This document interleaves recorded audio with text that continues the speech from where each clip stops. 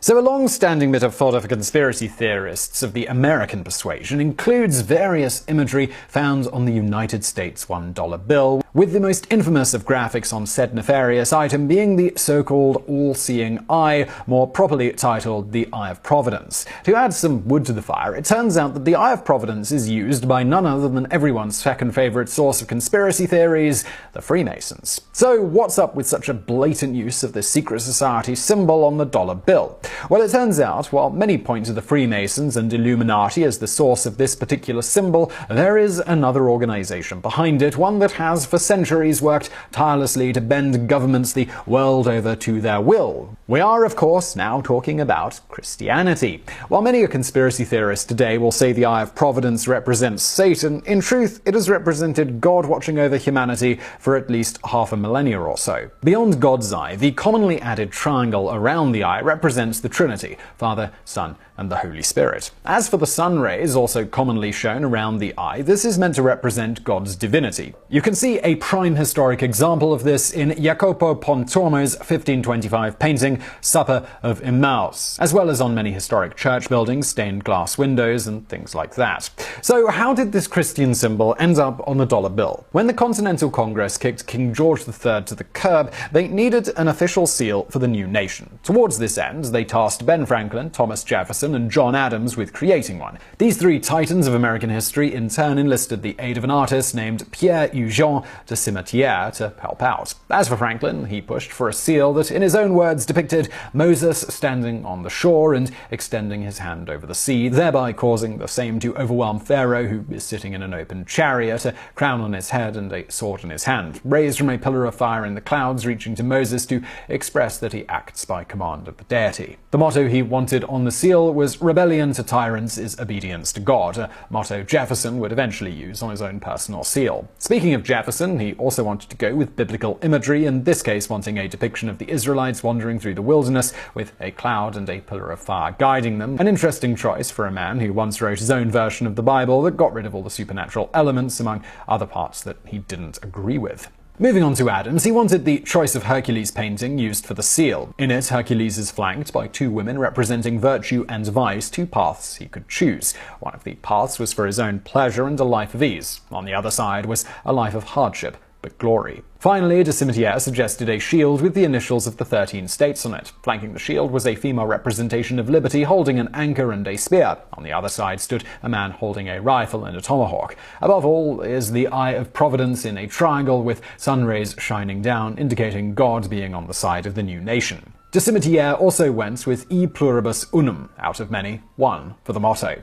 This slogan was borrowed from the Gentleman's Magazine, which used it to represent many articles collected from various outlets and put into one magazine. When these ideas were presented to Congress on August 20, 1776, they weren't big fans of any of them, though made some suggestions of modifications to de Cimetière's and to potentially go forward with that one. However, rather than send it back for reworking after the suggestions were made, they just tabled the matter. About 4 years later, in March of 1780, Congress once again figured that it was time to get someone to work on an official seal, and this time tasked a slightly less prestigious group with the job. That was James Lovell, John Morris Scott, and William Churchill Houston. Like their predecessors, this group brought in outside help in one Francis Hopkinson, perhaps better remembered today for designing the first official United States flag. Hopkinson went ahead and adapted the shield concept, but modified it just to show 13 stripes. Most notably to the progression of the seal, he also included an olive branch, an arrow held by an Indian man, 13 stars, and included a slogan of Bello vel pace paratus, meaning prepared in war or peace. Finally, he included the date of 1776 in Roman numerals. Beyond this version, he also came up with a second one, but both were eventually rejected and the matter once again tabled. While you might think the third time would be a charm, not so much. About 2 years later, in May of 1782, Congress tasked John Rutledge Elias Boudinot, who would later be replaced with Arthur Lee, and Arthur Middleton with creating the seal. Yet again, the trio brought on board someone else to do the actual work, in this case a lawyer by the name of William Barton. Most pertinent to the progression here, his design included, among other things, an eagle and, on the reverse, a pyramid with the Eye of Providence above it, though without the triangle that had been present in the first committee's version. Although, funnily enough, he originally thought to put a palm tree on top of the pyramids, as he observed that, when cut down, palm trees generally grow again from the same roots, just as strong as ever. After he wisely switched to the more broadly appealing Eye of Providence, he went with the slogan Deo Favente, with God favoring. Congress, as ever, observed the results of the committee's work and responded with another big old meh. Apparently not content to wait around for too long this time, almost directly after, on June 13, 1782, they gave Secretary of Congress Charles Thomson the task of creating the seal. Rather than giving the job to someone else, he just did it himself. Borrowing something from all of the previous designs, what he came up with was eventually as follows. Besides the shield with stripes representing the states, he depicted a bald eagle holding an olive branch and one talon representing peace. In the other talon, the eagle is holding 13 arrows, one for each of the original 13 states, with the arrows representing the United States' readiness to fight to protect its interests. However, the eagle's head is turned toward the olive branch, symbolic of the nation preferring peaceful relations. Further, representing the 13 original states are 13 stars over the eagle's head. The final motto chosen was the aforementioned and fitting E Pluribus Unum. On the reverse side of the seal is Barton's unfinished pyramid, with said pyramid representing, as Thomson himself notes, strength and duration. The 13 layers represent the 13 states which comprise the nation. The Eye of Providence at the top, as mentioned, represents God watching over the nation. The text Annuit Coptis is also included, roughly meaning He, God, has favored our undertaking. On the bottom is the text Novus Ordo Seclorum, meaning roughly a new order of the ages, inspired from a line in Virgil's Eclogue 4. Also included at the base of the pyramid are the Roman numerals for the year of the establishment of that new order, 1776. And so it was that on June 20th, 1782, Congress approved Thomson's design based on the description alone, as at this point Thomson hadn't actually drawn it up yet, simply giving descriptive notes and the thought process behind each element. Of course, for those who don't want to trust the guy who designed it, an alternate hypothesis as to the origin and symbols used here is succinctly outlined in an article titled Satan on the United States Dollar. First of all, I will interpret the Latin words on the seal Annuit Coptis, meaning announcing the birth of, and Novus Ordo Seclorum means New World Order. So therefore it says announcing the birth of the New World Order. The date in Roman numerals is 1776, the year the modern Illuminati was formed, and also the year of American independence. The Latin E Pluribus Unum means one out of many, that is, order out of chaos, which is the foundation of the New World Order's plan to unify the world's governments, religions, and money systems into one, so the world can be controlled. Why the Antichrist must come soon. The capstone has not come down on the pyramids. This means that the plan is not complete. Only when the New World Order is established upon all nations and the world leader is enthroned, the plan will be complete. On that note, for those who think the Illuminati or Freemasons are behind the symbols, the good news for conspiracy theorists is it turns out that they're absolutely true. Oh, that's weird.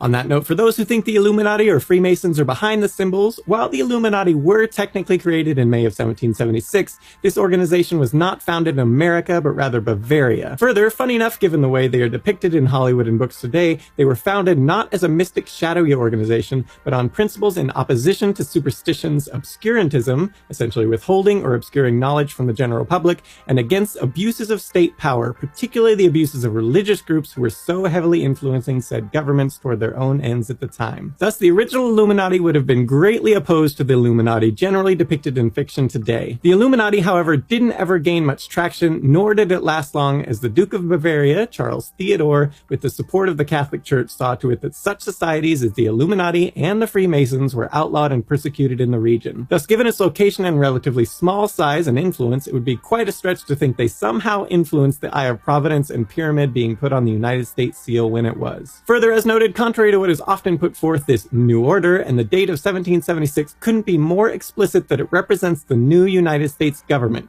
literally placed at the base of the pyramid built of the 13 states, with God watching over and approving of them all. As to the Freemasons, the only member of that organization who had anything at all to do with the creation of the seal was Ben Franklin, but his proposal was for the aforementioned Moses imagery, not a pyramid with the Eye of Providence. His slogan was also quite different than the whole New Order one that would eventually be chosen. It's also noteworthy that at the time the United States seal was created, it wasn't a symbol of the Freemasons. They didn't adopt the Eye of Providence until 1797. On top of that, the Freemason version uses a cloud above the eye instead of a triangle around it. This was another relatively common version in Christianity going back to at least the 17th century. It's not really clear why the Freemasons chose this version once they did adopt the symbol. And on top of all of this, the original creation of this imagery for the US seal only came about after not one, not two, but 3 rejected designs over the span of several years made by 3 separate committees, with nobody in Congress liking what they came up with. Thus, if a shadowy group running the world's governments was really behind it all, they showed some pretty poor organizational skills in their attempt to try to reveal themselves on the United States seal for, I don't know, reasons, we guess? So that's where the seal came from and the actual meaning behind it. How did it get on the dollar bill, though? This wouldn't happen until about a century and a half after the creation of the seal, though funny enough did have to do with a couple of Freemasons. To begin with, the US didn't really bother with paper money for a long while into its history, with the exception of Continental Congress trying to raise some funds by issuing continental currency in 1775. However, there was an inherent flaw in the way this paper money system was enacted, at least according to Ben Franklin. Instead of backing the money with land assets, as Franklin had suggested, they were backed by rarely collected taxes by the states themselves, as the Continental Congress couldn't itself collect taxes at the time, the whole government body collecting taxes for its populace being a bit of a sore spot for the then rebel group. This, combined with the fact that the notes were easily counterfeited, saw them become mostly worthless, and thus the young nation abandoned an official paper money currency, though this didn't stop many banks in the US from issuing their own paper money to fill in the gap in the market beyond coins. It wouldn't be until 1861 that the US government itself would put into general circulation its own paper money again in the form of demand notes nicknamed greenbacks. This finally brings us to the creation of the $1 bill. First issued in 1862, unlike the dollar bill of modern times, this did not sport the Eye of Providence, nor even George Washington. Rather, it showed a guy by the name of Salmon P. Chase, the Secretary of the Treasury at the time, who apparently saw his chance for history to remember him, and he took it. What followed from here were several iterations of the dollar bill, starting with a rather prominent change in 1869, now showing George Washington, with the switch partially spurred by the fact that Congress decided to pass a bill that prohibited living people from appearing in various items, including currency notes. Later in 1886, Martha Washington would also grace the face of the $1 bill for a bit. Fast forwarding about a half century, a slew of changes to the dollar bill over the course of a decade or so ultimately saw the Eye of Providence added in 1935. The idea behind this particular change, one of the last to the dollar bill, came from the Secretary of Agriculture and future Vice President Henry Wallace. The inspiration here for Wallace came from reading a copy of the 1909 work by Gellert Hunt, which gave a detailed account of the genesis of the United States seal. Most pertinent to the topic at hand is that it included image copies of not just the front of the seal, which many people were familiar with,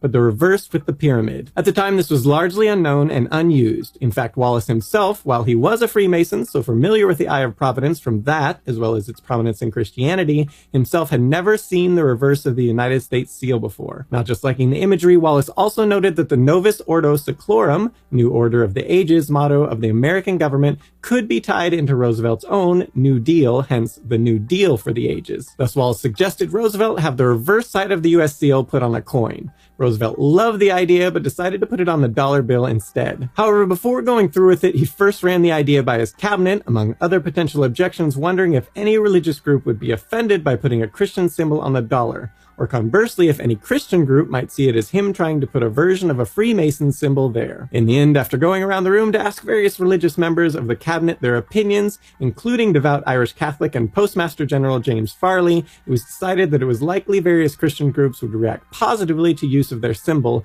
and the whole Freemason connection wouldn't be an issue, particularly as it was really just using the reverse of the official US seal, not something Roosevelt himself came up with. Thus, the idea was pushed forward. Since the addition of the US seal imagery in 1935, the dollar bill has changed little other than "In God We Trust" added in 1957 to further double down on the whole religious theme, among a few other minor modifications. Now, how about a bonus fact? Speaking of continental currency, we'd be remiss if we didn't mention the 1776 third of a dollar.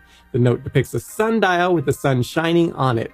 Also included are the English words, mind your business, as well as the Latin word fugio, meaning I flee. This was designed by none other than Ben Franklin, who loved to embed subtle satire or humor into just about everything he was involved in, which has been speculated to be why he was not given the task of being the primary author of the Declaration of Independence, instead just an advisor to the much less talented and less distinguished writer Thomas Jefferson. Whatever the case, in this case, Franklin was going for a picture and a word puzzle on the paper bill, which essentially sums up as I, time and money, flies, so mind your business. This design later gave rise to the Fugio Cent, also designed by Ben Franklin, minted in 1787 with more or less the same thing depicted.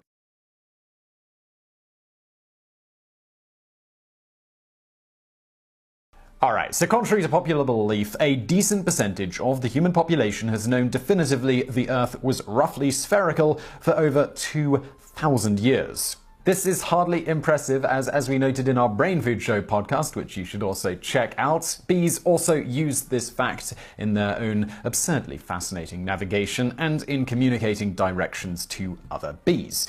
As for humans, we took a little longer to realize this, with Pythagoras from the 6th century BC, generally credited with being the first known person to have suggested a spherical Earth, though the idea didn't exactly catch on at that point. Aristotle, 4th century BC, agreed and supported the hypothesis with observations such as that the southern constellations rise higher in the sky when a person travels south. He also noted that during a lunar eclipse, the Earth's shadow is round. Much more definitively, the 3rd century BC head librarian of the Library of Alexandria, Eratosthenes, built on their ideas and managed to calculate the circumference of the Earth with remarkable accuracy. How? Well, he simply used the knowledge that at noon on the summer solstice there was a well in Syene where the sun shone directly down to the bottom with no shadow. Thus, at noon on summer solstice, he used a rod to measure the angle of the shadow made in Alexandria and found it to be about 7 degrees, or about 1/50th of a circle. With this information, he now just needed to know the exact distance between Syene and Alexandria to get the circumference of the Earth, about 50 times the distance between Syene and Alexandria. He hired a survey crew known as Bemetists to measure the distance, which they found to be about 5,000 stadia. He then concluded that the Earth must be about 250,000 stadia around. Depending on which stadion measurement he was using, his figure was either 1% too small or 16% too large. Many scholars think it likely he was using the Egyptian stadion, 157.5 meters, being in Egypt at the time, which would make his estimate roughly 1% too small. Alright, so moving on to the so-called Dark Ages, in which Christianity supposedly squashed such outlandish ideas as a spherical Earth, the truth is exactly the opposite. In Christian medieval Europe, 7th century Catholic monk and scholar Bede produced an influential treatise that included a discussion of the spherical nature of the world. This work, The Reckoning of Time, was copied and distributed to clerics across the Carolingian Empire. Later, in the 1300s, Dante Alighieri's Divine Comedy also describes the Earth as a sphere, and again, nobody seemed to have a problem with this. The Catholics, and later other branches of Christianity, weren't the only religious sects that seemed to have its clergy and scholars almost universally think that the world was spherical. The Islamic world also concurred, as historian Jeffrey Burton Russell sums up, with extraordinarily few exceptions, no educated person in the history of Western civilization from the 3rd century BC onward believed that the Earth was flat. Beyond the academics of the Western world, even the most empty-headed sailor knew the Earth was spherical simply by the fact that ships disappear over the horizon with the bottom first, and then the mast the last to be sighted. A similar effect is observed when spotting land from a ship. It really doesn't take a rocket surgeon to realize that the sea's surface must curve continually. Despite this, there really still is a tiny percentage of the world's population who believe that the world is flat. You might at this point be wondering just how many. While internet comment threads make it seem as if the percentage is large, the reality is probably drastically less. I mean, comment trolls are going to troll. Look below for examples. As for some numbers, according to a 2018 poll run by the massive market research firm YouGov, the 8,215 responses, which were chosen to have a high probability of accurately representing the wider adult populace, showed 84% of respondents said they have always believed the world is round. 5% stated, I always thought the world is round, but more recently I am skeptical/have doubts. 2% stated, I have always thought the world is flat, but more recently I am skeptical/have doubts. And 2% went with, I have always believed the world is flat. The remaining 7% stated, other or not sure. While the good people at YouGov certainly know their stuff with respect to getting accurate data that represents the wider populace, we were curious as to what a larger sample of our own audience would reveal, though with the caveat that a general internet poll can sometimes be notoriously inaccurate. But for the curious, and for whatever it's worth, our poll asking more or less the same questions received over 72,000 votes. So, what were the results? Well, approximately here we go. 96% of respondents stated that they firmly believe the world is round. 1% went with, I used to firmly believe the world is round, but now have doubts. 1% voted for, I firmly believe the world is flat. 0% stated, I used to firmly believe the world is flat, but now I have doubts. 1% noted, I am not sure what I believe on this issue. These numbers seem surprisingly reasonable for an online poll when comparing to something a little more rigorously implemented like the YouGov poll. While our numbers skew more towards round earthers, this is perhaps to be expected given we know definitively that our audience skews towards being much more educated than the general populace. Good for you guys. And just because we were curious about the many online trolls who, as stated, it's our pet hypothesis, are actually making it seem like there are a lot more flat earthers than there actually are, we did a follow-up poll which got 54,000 votes. For whatever it's worth, in this one, approximately 9% of respondents stated, I believe the world is round, but sometimes say online it's flat. 2% stated, I believe the world is flat, and advocate this position online. The remaining 89% stated, neither applies to me. And yes, we know these numbers don't add up to exactly 100% in either case, but YouTube's polling system rounds to the nearest whole number, so well, here we are. Okay, so with those numbers out of the way, this finally brings us to who started the relatively modern flat earth movement and how on God's oblate spheroid earth this movement is actually growing in an era where nearly all human knowledge is almost literally at everyone's fingertips. The genesis of the modern Flat Earth Society started in the mid-19th century thanks to one Samuel Rowbotham of London, England. Dropping out of school at the tender age of 9, Rowbotham would eventually become convinced, or at least claimed he was, that not only was the Earth flat, but that everything we see in the heavens is actually only a few thousand miles from the Earth, stars and all. While his ideas were absurd for an incredible number of reasons, even given the technology and scientific knowledge of his era, what Rowbotham had going for him was that he was reportedly incredibly quick on his feet in debates and an extremely charismatic speaker, able to twist the words of even the best academics. It didn't actually matter if he was right or not, only that he was better at convincing lay people than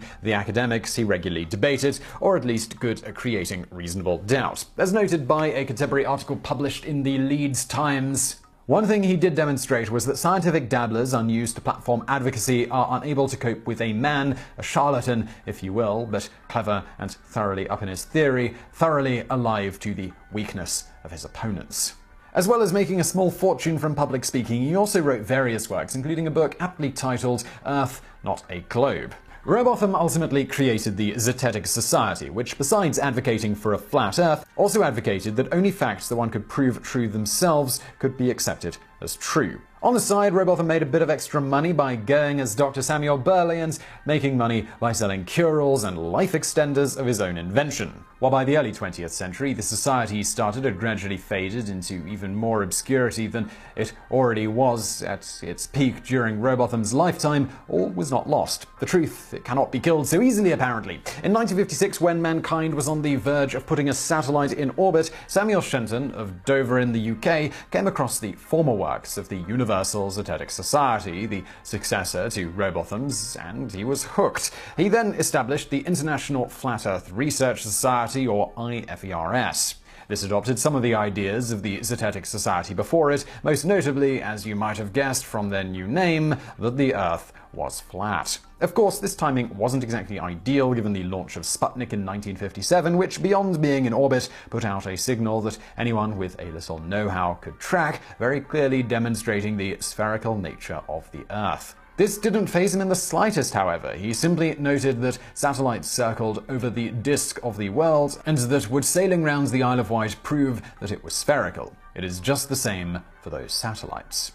When pictures of the Earth were taken from space clearly showing the planet's spherical nature, the man who strongly advocated trusting what you can see with your own eyes stated, "It's easy to see how a photograph like that could fool the untrained eye." When astronauts came back still believing the Earth wasn't flat, he went with the catch-all explanation for any conspiracy theory when no other suitable explanation can be thought up. He stated, "It's a deception of the public, and it isn't right."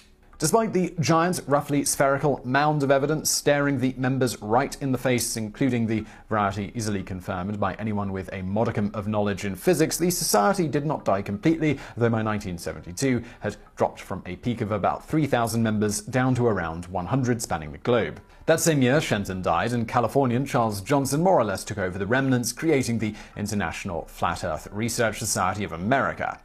Johnson also advocated that there was a global conspiracy with regards to the very flat Earth, not just today, but spanning millennia. To quote him, this was a conspiracy that Moses, Columbus, and FDR all fought against. Beyond that, Columbus most definitely thought the Earth was spherical, simply misjudging its circumference. And we're guessing Moses didn't have to fight anyone on this one, as the ancient Egyptians firmly believed in the concept of a flat Earth, as did seemingly the Hebrews around the time he supposedly lived. So what exactly do the world's governments and countless scientists and high school physics students throughout human history have to gain by convincing people the world is spherical instead of flat? Well, Johnson advocated that this is a tool used by scientists to get rid of religion. Of course, as noted, Christian scholars throughout history, on the whole, have advocated for the very spherical Earth, and we're not aware of any major religious denomination the world over today that goes with the flat Earth model. So apparently there is no conflict. But hey, we guess Aristotle must have really had it in for those ancient Egyptian and Greek gods.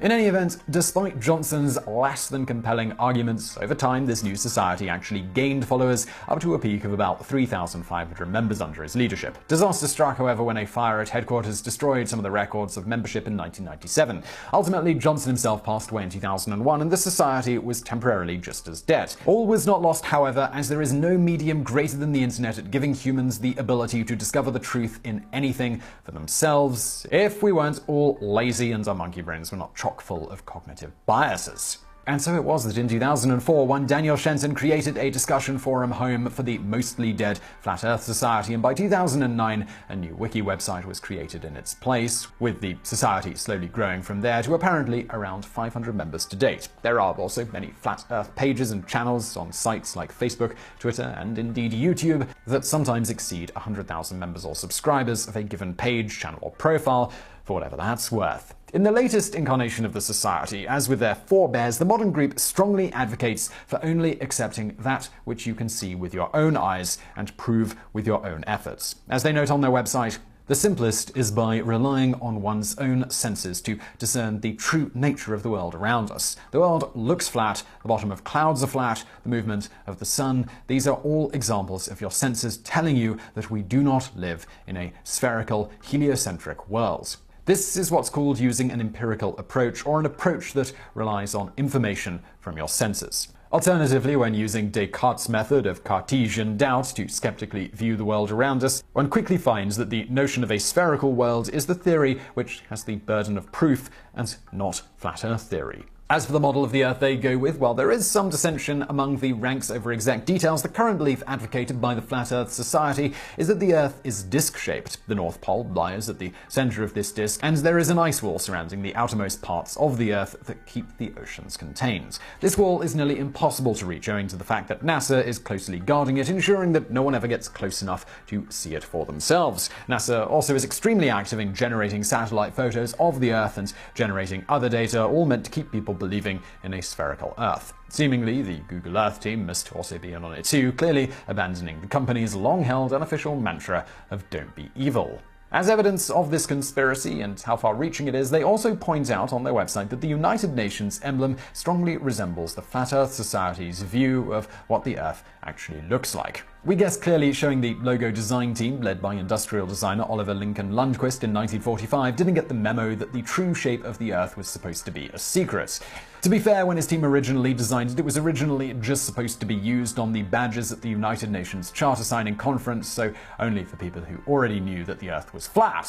Fun fact though, Lundquist did, however, make up for the scrub later by designing the classic blue and white Q-tip box. In any event, you might at this point be wondering how the Flat Earth Society believes commercial airlines and ships the world over continue to seemingly travel in one direction and manage to circle the globe. Well, this is because these ships and planes are literally circling. They state, circumnavigation is performed by moving in a great circle around the North Pole. As for how the ship and plane captains don't seem to be aware of this, in modern times it's because GPS devices and autopilots are designed so the software makes it look like the craft is circling a globe and not continually turning slightly. Of course, it's not clear how they account for people tricking themselves when navigating before or without GPS, which has only been ubiquitous for a couple of decades or so. You can see our video, Who Invented GPS and How Does It Work, for more on that. This is a particularly important consideration in planes, where weight and balance is always an essential consideration if one doesn't want to die a fiery death. Thus, if they were really traveling in the way that flat earthers claim, the fuel requirements would be different, sometimes vastly so.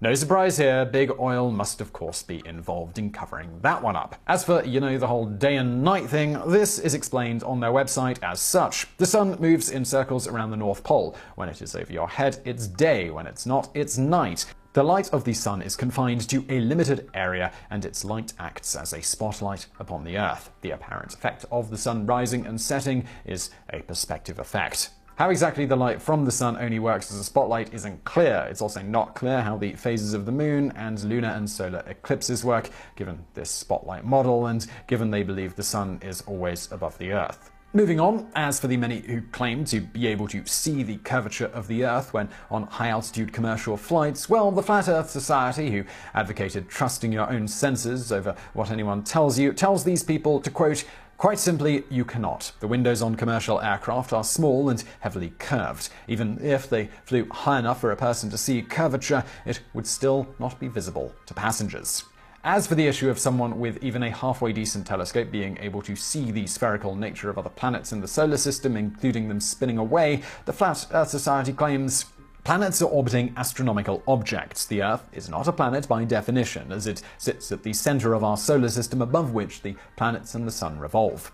The Earth's uniqueness, fundamental differences, and centrality makes any comparison to other nearby celestial bodies insufficient, like comparing basketballs to the court on which they bounce. As for how gravity works in the flat Earth model, the Earth is constantly accelerating at a rate of 32 feet per second squared, or 9.8 meters per second squared. This constant acceleration causes what you think of as gravity. Imagine sitting in a car that never stops speeding up. You will be forever pushed into your seat. The Earth works much the same way. It is constantly accelerating upwards, being pushed by a universal accelerator, a UA, known as dark energy or etheric wind. You may have spotted a problem with this explanation, given the whole issue of eventually exceeding the speed of light. In fact, if constant acceleration at 9.8 meters per second squared happens, it would only take about a year for the Earth to reach the speed of light. Well, they've got that covered too, explaining, due to special relativity, this is not the case. At this point, many readers will question the validity of any answer which uses advanced, intimidating-sounding physics terms to explain a position. However, it is true, the relevance equation is V over C equals tan h AT over C. One will find that in this equation, tan h AT over C can never exceed or equal 1. This means that velocity can never reach the speed of light, regardless of how long one accelerates for and the rate of the acceleration. Anyway, as to what lies below the Earth, this is heavily disputed among flat earthers, but it doesn't really matter as you can't get there anyway. You see, to quote flat earther Robbie Davidson in an interview with Forbes, "We don't believe anything can fall off the edge because a big portion of the flat Earth community believes that we're in a dome, like a snow globe, so the sun, moon, and stars are all inside.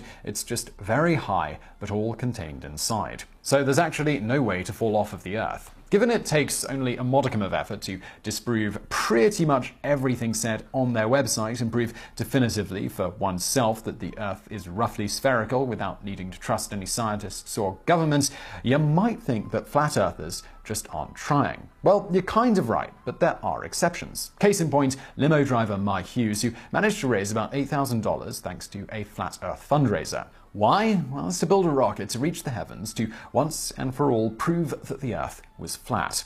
Reportedly, the final hilariously fitting steam-powered rocket and launch platform cost around $20,000 and took 10 years to build. With it, Hughes managed to achieve an altitude of almost 1,900 feet, which, while kind of impressive for an amateur-built homemade rocket that could carry a human, was nonetheless not able to achieve his objective of getting him to space. It's not even close. If only it was possible to build more powerful rockets, or if there existed a balloon designed to be able to soar into the heavens with some sort of device on board that could capture and store what it sees, like an eye. Or, stick with us here, people, if a human going along for the ride was a requirement to show NASA hadn't tampered with this futuristic visual capture device, some sort of bird-like machine that could carry humans above 1,500 feet. On that note, for a mere $12,000 to $16,000, Hughes could have purchased a charter flight ticket to not only take him higher than altitudes of 1,900 feet, but also take him to Antarctica to see the massive ice wall for himself. Or if the Flat Earth Society wanted to pool together their resources for prices of about $25,000 to $70,000, they could charter a flight to the South Pole itself. Though a thing they don't tell you on the vacation package brochure is that while you can go visit the South Pole, NASA subjects everyone that does to severe mental retraining to ensure all memories of the ice wall have been erased and replaced with pleasant but very wall-free recollections. All joking and head-scratching aside, it's always important to note that many of the core psychological quirks that see flat earthers intractably convinced that the Earth is flat in the face of all the evidence to the contrary exist in all of us. Monkey brain is going to monkey brain. We further all have many beliefs we firmly cling to, just as tenuously supported by our level of knowledge on a subject, though thankfully for most of us the absurdity isn't quite so easy to spot, allowing us to safely continue to think of ourselves as superior to mere mortals with alternate ideas. In the end, we all firmly believe many things that aren't true at all, and no amount of evidence could ever convince any of us to change our minds on some of these things. Food for thought indeed.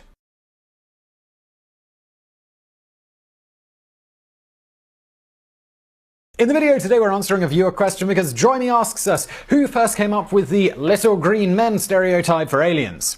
Flying saucers, little green men, and anal probes have been a staple of our perception of aliens for as long as most of us have been alive. The reasoning behind the latter is obvious. Human scientists also can and do learn a lot about an animal by their feces. But where did the idea of short grey or green aliens actually come from in the first place? As to little green men, the concept of green beings has been around for centuries, from goblins to perhaps one of the most famous cases, the Green Children of Woolpit. For those not familiar, these were two children that seemed to have lived during the 12th century in England. When they were discovered in the fields, the little boy and the girl had green-tinged skin, they wore strange clothes, spoke an unfamiliar language, and both refused to eat regular food for some time, apparently being unfamiliar with it. If you're interested in who they were, why their skin was green, and where they came from, do check out our video on the subject, which is linked to below. Fast forwarding to the 19th century, we have the first known instance of the term little green men being used to describe aliens, found in The Green Boy from Hurrah, published in the Atlanta Constitution in 1899.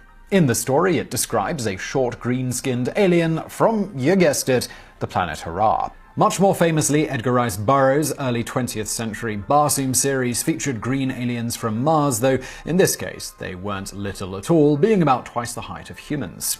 Yet another mention from the early 20th century comes from the 1908 edition of the Daily Kennebec Journal, where the term little green man is used referring to a Martian. By the time of Orson Welles' famed War of the Worlds broadcast in October of 1938, it would appear this idea was firmly established in pop culture. After the supposed mass panic that happened during that broadcast, which in truth didn't actually happen, contrary to popular belief, more on this in an upcoming video on our Highlight History channel, subscribe to that by the way, this nevertheless saw many columnists reporting on it the next day, using the term little green men synonymously with alien.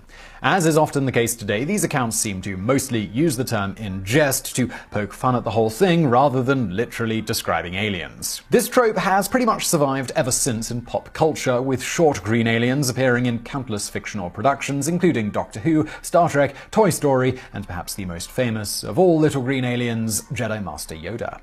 Interestingly, despite widespread reference to little green men in many a news account describing potential abductions, among the alien abductions posited by ufologists as being somewhat credible, there has not yet been anywhere someone has claimed to have been abducted by little green men type aliens. Though lizard people are a thing, which we'll be getting to in an upcoming video, assuming the lizard people don't silence us first. In contrast to the lack of little green men abductions, little grey humanoids is a popular description given by those who claim to have been abducted, accounting for a whopping 43% of all alien abduction reports in the United States, 50% in Australia, and 90% in the United States' hat. As to why grey aliens prefer Canadians, we just think that's probably because they're really nice. Just as interesting is that only 12% of abduction reports in the UK and 20% in the rest of Europe describe some variant of grey-skinned aliens doing the abducting. So, where did the common idea of hairless, large-headed, black-eyed, grey-skinned aliens actually come from in the first place? The first documented instances of a description of such beings, though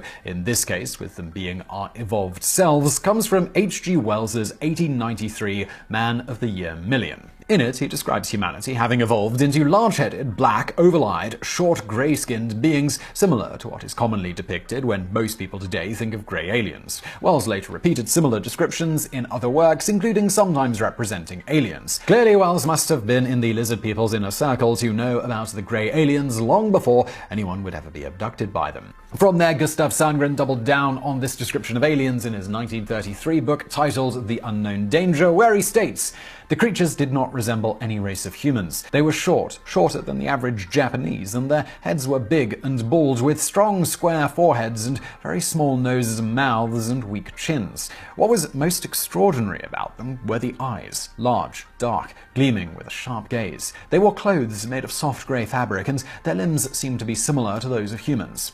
Fast forwarding to 1947, the Roswell UFO incident purports to have featured little grey aliens, which has since further kept the trope alive. That said, perhaps no other event solidified the idea of grey aliens in pop culture more than one of the first ever instances of a supposed real-life alien abduction. The people abducted were a husband and wife couple named Barney and Betty Hill in 1961. In a nutshell, the couple were driving home from a trip late at night on September the 19th, 1961 in New Hampshire, when at approximately 10:30 p.m. Betty claims to have seen a mysterious light off in the distance. Eventually, the couple decided to stop the car and investigate, as well as allow their dog to water some trees. In the meantime, Barney used a pair of binoculars to get a closer look at the mysterious light and observed a flying saucer of some sort off in the distance. From here, there is a gap in their memories until they were about 35 miles down the road. Perplexed with about 2 hours of missing time, the missing memories of part of their road trip, minor scrapes and some damage to their clothing and back of their car, they otherwise shrugged it off and went to bed when they got home. Shortly thereafter, Betty read a book about UFOs and then began to have some strange dreams, with her speculating to Barney that maybe they had been abducted by aliens, as she vividly experienced in her dreams. Her husband, however, was having none of it at first, that is, until 2 years later, when he and Betty underwent hypnosis to try and draw out repressed memories, and then he started remembering the event himself. In short, Betty gave two accounts, one from her dreams and one from her supposedly recovered repressed memories, which differed considerably on several points. What she ended up supposedly remembering was some reasonably friendly, grey hairless aliens, initially claiming with huge bulbous noses, though she changed her story on that one later. The aliens then took them aboard their ship and gave them a thorough and violating examination. At one point, while chatting with Betty in English, but seemingly telepathically, one of the examiners showed her a star chart map of where they came from. Her husband also had similar memories, though less detailed, as apparently he kept his eyes closed much of the time because of the alien eyes feeling like they were boring into his brain. He did report being probed anally, as well as having some of his sperm extracted, among other things more or less similar to Betty's experience. However, among various discrepancies between their stories, he described the aliens as having hair and wearing Nazi-like uniforms. However, as we noted in our video about whether repressed memories are actually a thing, the methods used in hypnosis to try and recover suppressed memories are quite literally textbook ways to get people to create false memories, sometimes even quite fantastical ones. Thus, purported memories recovered in this way tend to be treated with a bit of skepticism in modern times. And in fact, even then, the psychiatrist who hypnotized them, Dr. Benjamin Simon, concluded this very thing, that while he fully believed Betty and then Barney were completely sincere that they had been abducted, the good doctor believed their memories were not real and simply inspired by Betty's dreams and research of various alien-related content. Dr. Simon was apparently well ahead of his time. On that note, a lot of the elements the couple described about the aliens resembled those already depicted in various works of fiction. Further, the technologies the the aliens used were amazingly antiquated, mirroring the types of things you'd expect of someone living in 1961. On top of that, a beacon light on Canyon Mountain existed that was fully visible on the road approximately where Betty and Barney claimed to have seen the mysterious light. Betty's later accounts of additional experiences with aliens would further erode her credibility in the eyes of most ufologists. As noted by the paranormal investigator Robert Schaefer, "I was present at the National UFO Conference in New York City in 1980, at which Betty presented some of the UFO photos she had taken. She showed what must have been well over 200 slides, mostly of blips, blurs, and blobs against a dark background. These were supposed to be UFOs coming in close, chasing her car, landing, etc. After her talk had exceeded about twice its allocated time, Betty was literally jeered off the stage by what had been, at first, a very sympathetic audience." This incident, witnessed by many ufology leaders and top activists, removed any lingering doubts about Betty's credibility. She had none. In 1995, Betty Hill wrote a self-published book, A Common Sense Approach to UFOs. It is filled with obviously delusional stories, such as seeing entire squadrons of UFOs in flight and a truck levitating above the freeway. Nevertheless, the original incident made the news rounds and even inspired some predictions based on the event, helping to popularize and reinforce the notion of grey aliens, even if not exactly as is otherwise commonly depicted. In fact, because of Betty and Barney, grey aliens are sometimes called Zeta Reticulans. This comes from the fact that Betty's drawing of the star map she supposedly saw while on the ship was determined to line up with a binary system about 39.2 light-years away from Earth called Zeta Reticuli. That said, the idea that her depiction matched Zeta Reticuli was later debunked for various reasons. Nevertheless, the name has stuck. On top of helping to popularize the Greys, the Betty and Barney abduction ended up kicking off a slew of others claiming that they were likewise abducted, with relatively similar stories. The stereotypical view of grey aliens that had been around for over half a century up to that point was subsequently continually reinforced in cinema and TV, such as in the 1977 Close Encounters of the Third Kind, as well as the 1989 Communion, starring Christopher Walken, based off the New York Times best-selling book of the same name released 2 years before. After that came The X-Files, Stargate SG-1, South Park, and many more productions featuring some variant of the Greys, ensuring the stereotype lives on long past H.G. Wells, who seemingly originally came up with it, or so the lizard people would want to have us believe. And let's get into those bonus facts. While today pretty much everyone pronounces UFO as UFO, it turns out that's not the way the person who suggested the phrase unidentified flying object, one Edward J. Ruppelt, pronounced it. You see, when Ruppelt suggested the name to describe these types of sightings rather than flying saucer, as was previously popular among the general public, he helpfully included a description of how to pronounce it. So how did he say it? Well, that was UFO. And while UFO did catch on, UFO certainly didn't. And now for another bonus fact. Ever wonder why people think Area 51 houses aliens? Well, want to know more? It turns out it's all because of one random man. In 1989, yes, that recently, a guy by the name of Robert Lazar appeared on a Las Vegas TV station saying he was a government scientist and stated that Area 51 was just chock full of alien technology. After that, interest in Area 51 and aliens really started to gain momentum. Now, we should probably mention that almost as soon as Lazar appeared on TV, every single one of his credentials was pulled to pieces. No school he claimed to attend had ever heard of him, and the science behind his presented hypotheses was soundly debunked. And yes, to really just drive the point home here, Roswell, UFOs, aliens, little green men, and Area 51 were in no way linked as far as popular public opinion was concerned until exactly one random dude went on TV and claimed that they were. Science.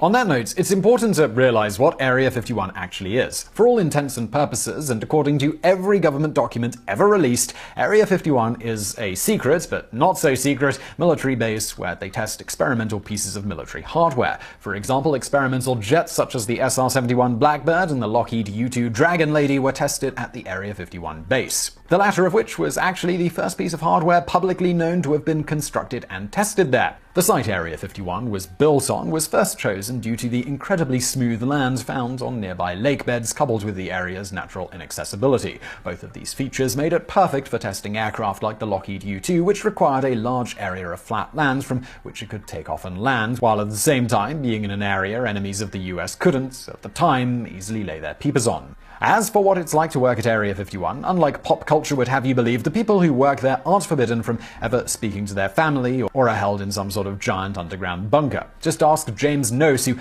worked in the secret facility for decades. Though James has been sworn to secrecy about certain things, as is expected when you work on highly experimental classified government projects, he's free to talk about many of his experiences there. For example, James noted that he was always paid in cash, whereas others were paid in checks from companies they didn't work for. Even more interesting, when a plane from Area 51 crashed once, James was tasked with confiscating the cameras of a nearby family, who were quickly rewarded with a fat stack of cash for their silence about what they saw. So what about Roswell and Area 51? Surely there must have been some popular connection before the late 1980s, right? Well, not so much. Though today, some conspiracy theorists believe that the craft that crashed at Roswell was of alien origin and that it was or is now being stored at Area 51, when the incident in question first took place, Area 51 wasn't mentioned in any documentation from that time. This should come as zero surprise to anyone who knows their geography, as Area 51 is almost 1,000 miles from Roswell, so why they'd have transported it and the aliens inside all that way instead of to some other secret installation is a bit of a mystery, and certainly not something anyone in the public at the time would connect, even if it were true. And now for another bonus fact. Ever wonder what aliens might look like if we did encounter them? While you might think that this is unknowable, and to some extent that is correct, there is a notion called convergent evolution that at least gives us some indications. The general idea here comes from the fact that various life forms have independently evolved a lot of the same basic features on Earth, completely separate from each other.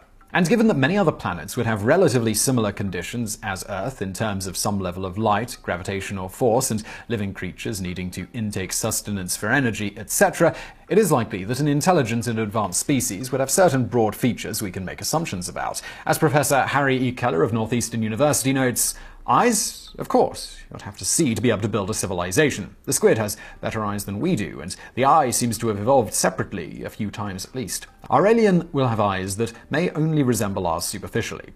A lens and iris are almost an absolute requirement. The whites do not have to be white. Neither does the iris have to be colored in anything like the way ours are. How many eyes? One just will not do. Inability to perceive distance will lead to rapid extinction. Unless you can find a good reason for it, extra eyes create evolutionary baggage and will not persist, spiders notwithstanding. Eyes being important, they will be recessed and capable of being covered as necessary. Our aliens are not likely to be bug-eyed, though we cannot totally rule that out. Mouth must have means for ingestion of food. All large animals have some means to capture and swallow food. Some masticate it, others do not. Teeth are rather common on Earth, but other systems of eating are possible. The problem is that plants and animals have been in an evolutionary war for millennia. We inherit the outcome of that war. Teeth were necessary to eat plants that became more fibrous, an evolutionary reaction to being eaten. There are other ways to shear off plant food, such as what birds do. They chew in their gizzards. A similar line of thinking is that a technologically advanced species is likely to have a good way to manipulate objects in complex ways, as this is a huge boon to an advancement of a species in the first place. Thus, something like hands and opposable thumbs would also seem to be more likely to be present in a spacefaring life form that we might encounter.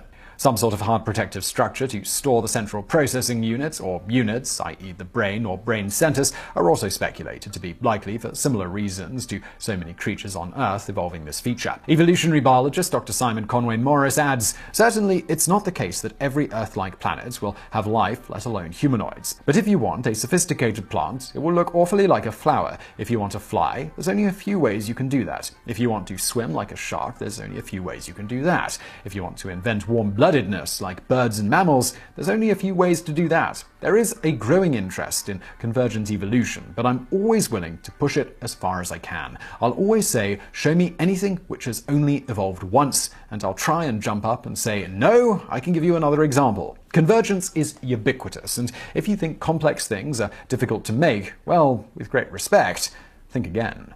The sum of all this is to point out that while Hollywood often depicts humanoid-like intelligent beings for convenience in casting actors and reducing special effects budgets, it's not outside the realm of possibility that aliens really would be at least slightly humanoid, with some form of eyes, ears, hands, limbs for moving about and grabbing things, etc. Of course, having all these features doesn't necessarily mean looking that close to a human. After all, an octopus is not that far from the basic recipe for a species with the potential to be technologically advanced if they evolved the right means for communication and things of this nature. But it, at least according to this hypothesis, makes it not unlikely that we might encounter aliens at some point that look not too dissimilar to ourselves or something that we're familiar with.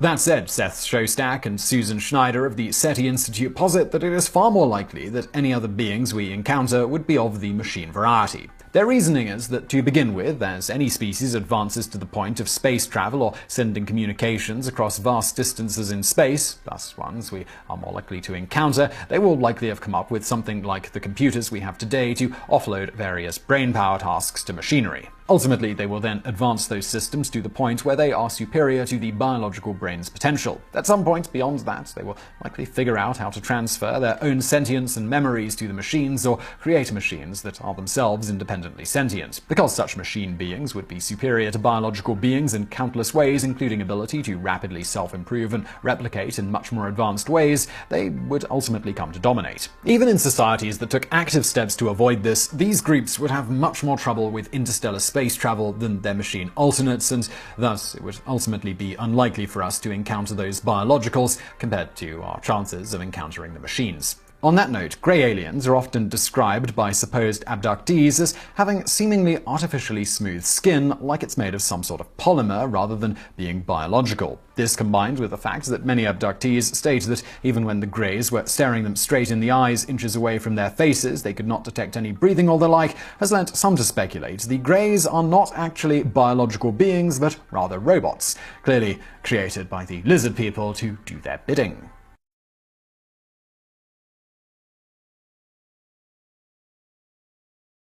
To begin with, on July the 20th, 1969, the world looked on in awe as 39-year-old astronaut Neil Armstrong stepped off a ladder of the lunar module Eagle and onto the surface of the moon, becoming the first human to set foot on a natural celestial object. This moment, watched on television by over 650 million people worldwide, has gone down in history as one of mankind's greatest triumphs, redefining what humanity is capable of achieving. Over the next 3 years, a total of 6 Apollo missions and 12 astronauts would visit the moon, leaving behind scientific instruments and returning mineral samples that helped expand our understanding of the moon, the Earth, and the solar system. Or so most of us have been led to believe. Despite the Apollo program being one of the largest, most expensive, and most public undertakings in human history, for nearly 60 years, a once small but ever-growing dedicated group of conspiracy theorists have maintained that the whole endeavor was in fact an elaborate hoax, a piece of Hollywood flammery aimed at pumping up America's self-image and winning a propaganda victory against the Soviet Union. According to this theory, no humans have ever set foot on the moon, and the famous images beamed into millions of households were instead filmed on a soundstage on Earth. While anyone with a passing knowledge of history and conspiracy should be able to recognize these claims as total nonsense, they have gained a surprising amount of traction, with a 2005 poll revealing that nearly 25% of Americans aged 18 to 25 doubt that humans had ever walked on the moon. Yep.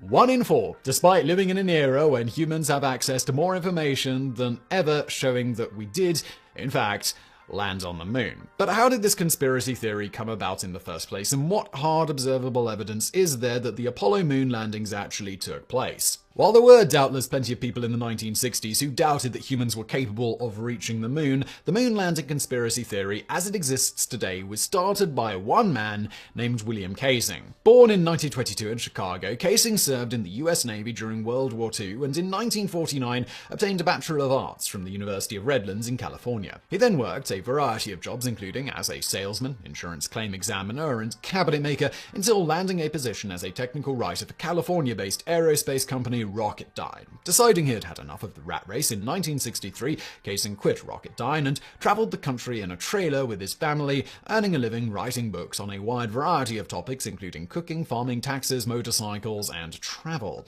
However, he maintains an active interest in the ongoing manned space program, and as the years passed, he became more and more convinced that the United States government was being less than honest about the nation's spaceflight accomplishments. In 1976, 4 years after the Apollo program ended, Kaysing, propping himself up as an expert thanks to his very brief time as a technical writer for Rocketdyne, laid out his ideas in a self-published book titled We Never Landed on the Moon, America's $30 Billion Swindle. According to Kaysing, sometime in the late 1950s, he managed to get his hands on a top-secret NASA study examining the feasibility of landing on the moon. The report concluded, in his words, that the chance of success was something like 0.0017%. In other words, it was hopeless. Thus, when NASA announced in 1969 that Apollo 11 had successfully landed on the moon, Kaysing was immediately skeptical. Central to his doubts was the Apollo 1 disaster of February 21, 1967, in which a fire on the launch pad resulted in the deaths of astronauts Gus Grissom, Ed Weil, and Roger Chaffee, and set the Apollo program back by months. As Kaysing later explains, as late as 1967, 3 astronauts died in a horrendous fire on the launch pad. But as of 1969, we could suddenly perform manned flight upon manned flight with complete success. It's just against all statistical odds. According to Kaysing, sometime in the mid-1960s, NASA realized that it would not be able to meet former President John F. Kennedy's goal of landing a man on the moon by the end of the decade. But rather than admit defeat, NASA decided instead to fake the whole thing. To accomplish this, the astronauts were secretly removed from the Saturn V rocket just prior to launch, and the empty rocket fired into space. The astronauts were then flown to a secret soundstage on Groom Lake Air Force Base in Nevada, better known as Area 51, where the landing and spacewalk were faked for the cameras. And when it came time for the astronauts to return to Earth, they were packed into the capsule, flown over the Pacific Ocean in a military transport plane, and parachuted into the water for the US Navy to recover. Kaysing never revealed which secret report he read contained the infamous 0.0017% probability of success, nor how NASA came up with such an incredibly precise figure. Indeed, there is no evidence that NASA conducted any sort of moon landing feasibility study in the 1950s, the agency only having been established in its modern form in July 1958. But as we shall see, this is far from the largest gap or the most ridiculous claim in Kaysing's theories. For example, when asked why NASA would bother with such an elaborate charade, Kaysing claimed, without any concrete evidence to support it, that the agency was working with the Defense Intelligence Agency to deceive the Soviet Union and claim a major propaganda victory. He also accused NASA and major aerospace companies of going along with the scheme in order to secure lucrative government contracts, stating they, both NASA and Rocketdyne, wanted the money to keep pouring in. I've worked in aerospace long enough to know that's their goal.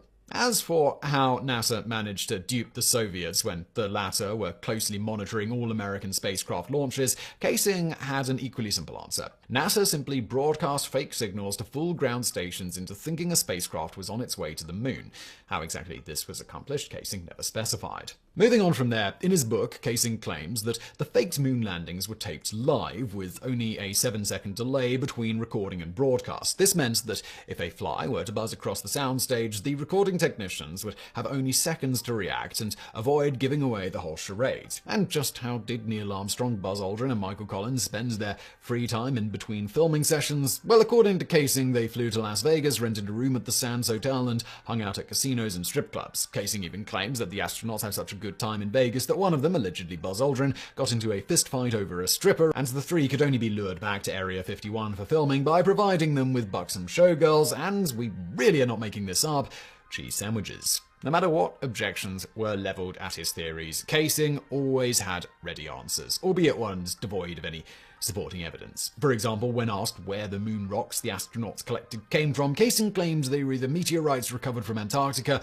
or fakes created in a NASA geology lab. But what neither Kaysing nor subsequent conspiracy theorists have been able to explain away is how NASA and the US government were able to keep such a massive conspiracy under wraps. As anyone who has ever tried to keep a secret knows, the greater the number of people involved, the harder it is to stop the truth from leaking out. For your reference, at its peak, the Apollo program employed nearly 500,000 people nationwide, but in the 5 decades since the project ended, not a single one of them has come forward with credible evidence that the endeavor was an elaborate sham. Always one with a ready answer, Kaysing claims that NASA only let those who needed to know that the project was a hoax, while letting everyone else believe that their work, the work that, if complete to the satisfaction of the countless scientists and engineers involved, ignorance of the conspiracy would in fact allow a man to walk on the moon, was genuine. Anyone who did know of the hoax that threatened to spill the beans was either paid off, promoted, threatened, or in certain cases, murdered. Despite the sheer absurdity of his claims and the fact that his book was hardly a bestseller, Kaysing's writings soon gained a small but dedicated following and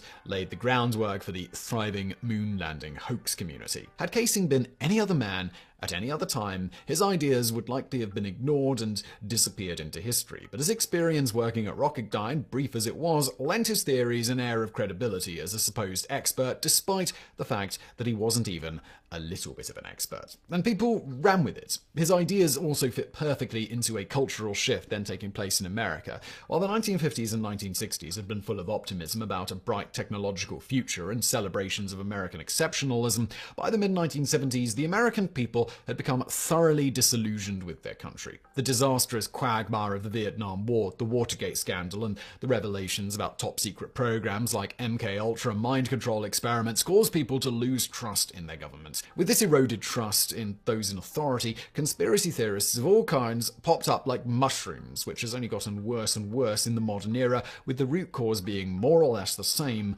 on some levels. Casing's ideas were also given an unexpected boost by the 1978 film Capricorn 1, written and directed by Peter Hyams. In the film, NASA, realizing that its upcoming manned mission to Mars is doomed to fail, decides to fake the whole thing instead. Just as in Casing's hypothetical Apollo scenario, the 3 astronauts are removed from the capsule just prior to launch, and the empty rocket is fired into space. The astronauts are then flown to a soundstage on a remote military base where the Mars landing is staged for the cameras. However, when the empty spacecraft burns up on re-entry due to a faulty heat shield, the US government decides that the astronauts must die to avoid revealing the hoax, resulting in a fraught chase across the desert. The idea for Capricorn 1 came from the same feeling of distrust for the US government that drove Casing to develop his own theories, with writer-director Hyams later musing, "There was one event, Apollo 11, of really enormous importance that had almost no witnesses, and the only verification we have came from a TV camera." Hyams went on to explain, "Whenever there was something on the news about a space shuttle, they would cut to a studio in St. Louis where there was a simulation of what was going on. I grew up in the generation where my parents basically believed if it was in the newspaper it was true. That turned out to be bullshit. My generation was brought up to believe television was true, and that was bullshit too. So I was watching these simulations and wondering what would happen if someone faked a whole story." In the wake of Casing's book and Hyams' films, the moon landing hoax theory took on a life of its own, with others adding their own sensational details to the conspiracy. At one point, theorists determined that the moon landing sequences had been directed by none other than legendary filmmaker Stanley Kubrick for no other reason that his 2001 A Space Odyssey, released a year before Apollo 11, was one of the most realistic science fiction films ever made, featuring groundbreaking special effects. Why Kubrick would agree to help the US government perpetrate such a hoax has never been adequately explained, though most conspiracy theorists simply turn to the tried and tested excuse that he was bullied or blackmailed into it. Later theorists have speculated that Kubrick secretly confessed his involvement in the hoax via subliminal messages hidden in his 1980 horror film The Shining. These supposed clues include the infamous Room 237, allegedly meant to represent the 237,000-kilometer average distance between the Earth and the Moon, and the fact that in certain scenes the character of Danny Torrance wears an Apollo 11 sweater. Perhaps more than any other part of the moon landing conspiracy, this claim in particular strains credibility. After all, how could Kubrick, infamous perfectionist that he was, ever have allowed Neil Armstrong to flub his iconic line, "That's one small step for a man, one giant leap for mankind"? The fact that all these theories crumple so easily under the weight of the slightest scrutiny helps explain why, in 2001, Casing released an updated edition of his book titled Conspiracy Theory: Did We Land on the Moon? In this, he revises many of his claims. For example, in the first edition, Casing claims that the giant Rocketdyne F1 engines used in the first stage of the Saturn V were discovered to be too unreliable, so NASA instead hid several H1 rocket engines from the earlier Saturn 1B rocket inside the F1 engine bells. This is one of the easiest of Casing's claims to debunk, as even a cursory look at the H1's dimensions and performance reveal that not only could these engines not have fit inside the F1 as Casing described, but they would not have had enough thrust to lift the Saturn V into orbit, even with the propellant tanks partially drained. Furthermore, close-up footage taken by NASA of Saturn V's lifting off clearly show the F1 engines working just as advertised, with no smaller engine clusters in sight. Faced with such rebuttals, Casing revised his story that the F-1 engines actually did work as intended, but that the rocket was ditched in the ocean as soon as it was out of sight. Interestingly, this particular theory does contain a small grain of truth, of the type that allows successful conspiracy theories to gain traction and take off. Early in the F-1's engine development, Rocketdyne did indeed encounter serious issues with combustion instability that threatened to kill the entire Apollo program. However, through diligent trial and error, engineers, as they are wont to do for being engineers, managed to solve the problem in time, and not a single one of the 13 Saturn V's launched suffered any sort of serious failure. Other changes in the 2001 edition of Casing's book regards the role of astronauts in perpetuating the hoax. While in the 1976 edition, Casing claims that the astronauts never left the Earth and spent the entire mission hanging around in Area 51 in Las Vegas,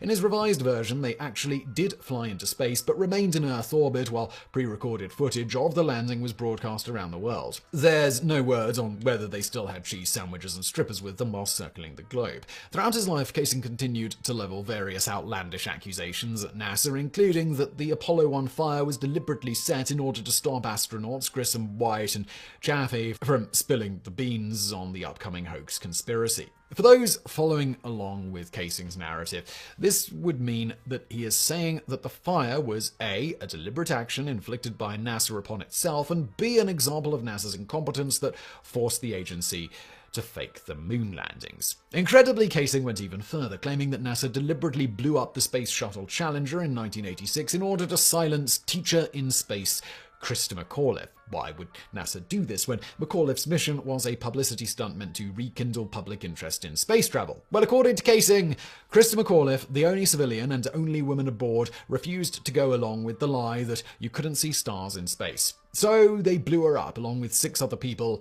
to keep that lie under wraps. Adding to the long list of Casing's claims that are ridiculously easy to debunk, it is worth pointing out that Christa McAuliffe was not the only woman on board. NASA astronaut Judith Resnick was also killed in that tragedy. Given these outrageous accusations, it's no surprise that Casing and his followers have run afoul of several astronauts and other NASA personnel. For example, in 1996, Apollo 8 and 13 astronaut Jim Lovell publicly stated, "This guy is wacky. His position makes me feel angry. We spent a lot of time getting ready to go to the moon. We spent a lot of money, we took great risks, and it's something everybody in this country should be proud of." Lovell also wrote to Casing asking him to tear up your manuscript and pursue a project that has some meaning. Leave a legacy you can be proud of, not some trash whose readers will doubt your sanity. In response, Casing proceeded to sue Lovell for slander and defamation. However, the case was ultimately thrown out of court and nothing came of the affair. Understandably, Casing's death in 2005 at the age of 83 was met with mixed feelings by those who had participated in the Apollo program, with few managing to muster much sympathy for a man who accused NASA of multiple murders. More recently, on September the 9th, 2002, 37-year-old cab driver, conspiracy theorist, and documentary filmmaker Bart Sibrel invited Apollo 11 astronaut Buzz Aldrin to the Beverly Hills Hotel under the pretense of filming a children's TV show on space. When Aldrin arrived at the hotel, Sibrel and his camera crew ambushed him, with Sibrel attempting to make Aldrin swear on a Bible that he had walked on the moon. Sibrel then proceeded to call Aldrin a liar and a coward, at which point, in a moment that doubtless elicited cheers throughout the space exploration community, the 72-year-old astronaut proceeded to punch Sibrel right in the face. But while these outlandish alternate histories of the Apollo program are largely unsupported by evidence and ridiculously easy to debunk, many conspiracy theorists point to supposedly incontrovertible physical evidence hidden in photographs and footage of the Apollo missions, which allegedly proves that the landings were faked. So,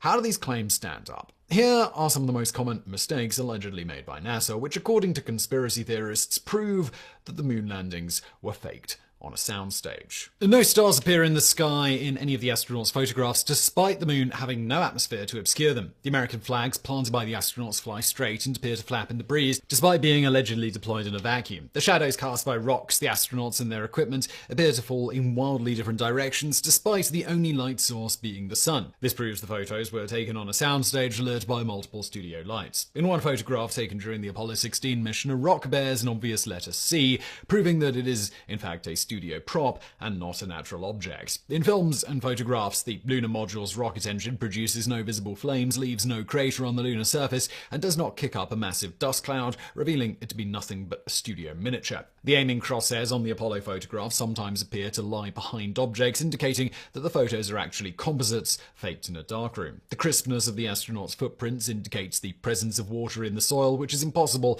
if they were taken on the moon. The astronauts would never have survived the journey through the Van Allen belts, large zones of lethal radiation surrounding the Earth. Now, you might want to be sitting down for the next part because it's going to come as a major shock, but these arguments demonstrate total ignorance of Apollo equipment and procedures as well as the laws of physics and are all easily debunked. For example, no stars appear in the astronauts' photographs simply because their cameras were not set up to capture them. All the astronaut spacewalks took place during the lunar day when sunlight reflecting off the lunar surface would have been extremely bright. In order to take clear pictures, the apertures on their cameras had to be cranked down, making the stars far too faint to show up on film. Photographic procedures also neatly solve the mystery of the disappearing crosshairs. The crosshairs themselves were etched directly into the glass optics of the cameras, meaning that light reflecting at certain angles could make some parts of the crosshair appear lighter than others. When the negatives were subsequently developed, enlarged and copied, these differences were magnified, causing the pale sections to disappear entirely and the crosshairs to appear to sit behind rather than over certain objects. As for the mysterious C on the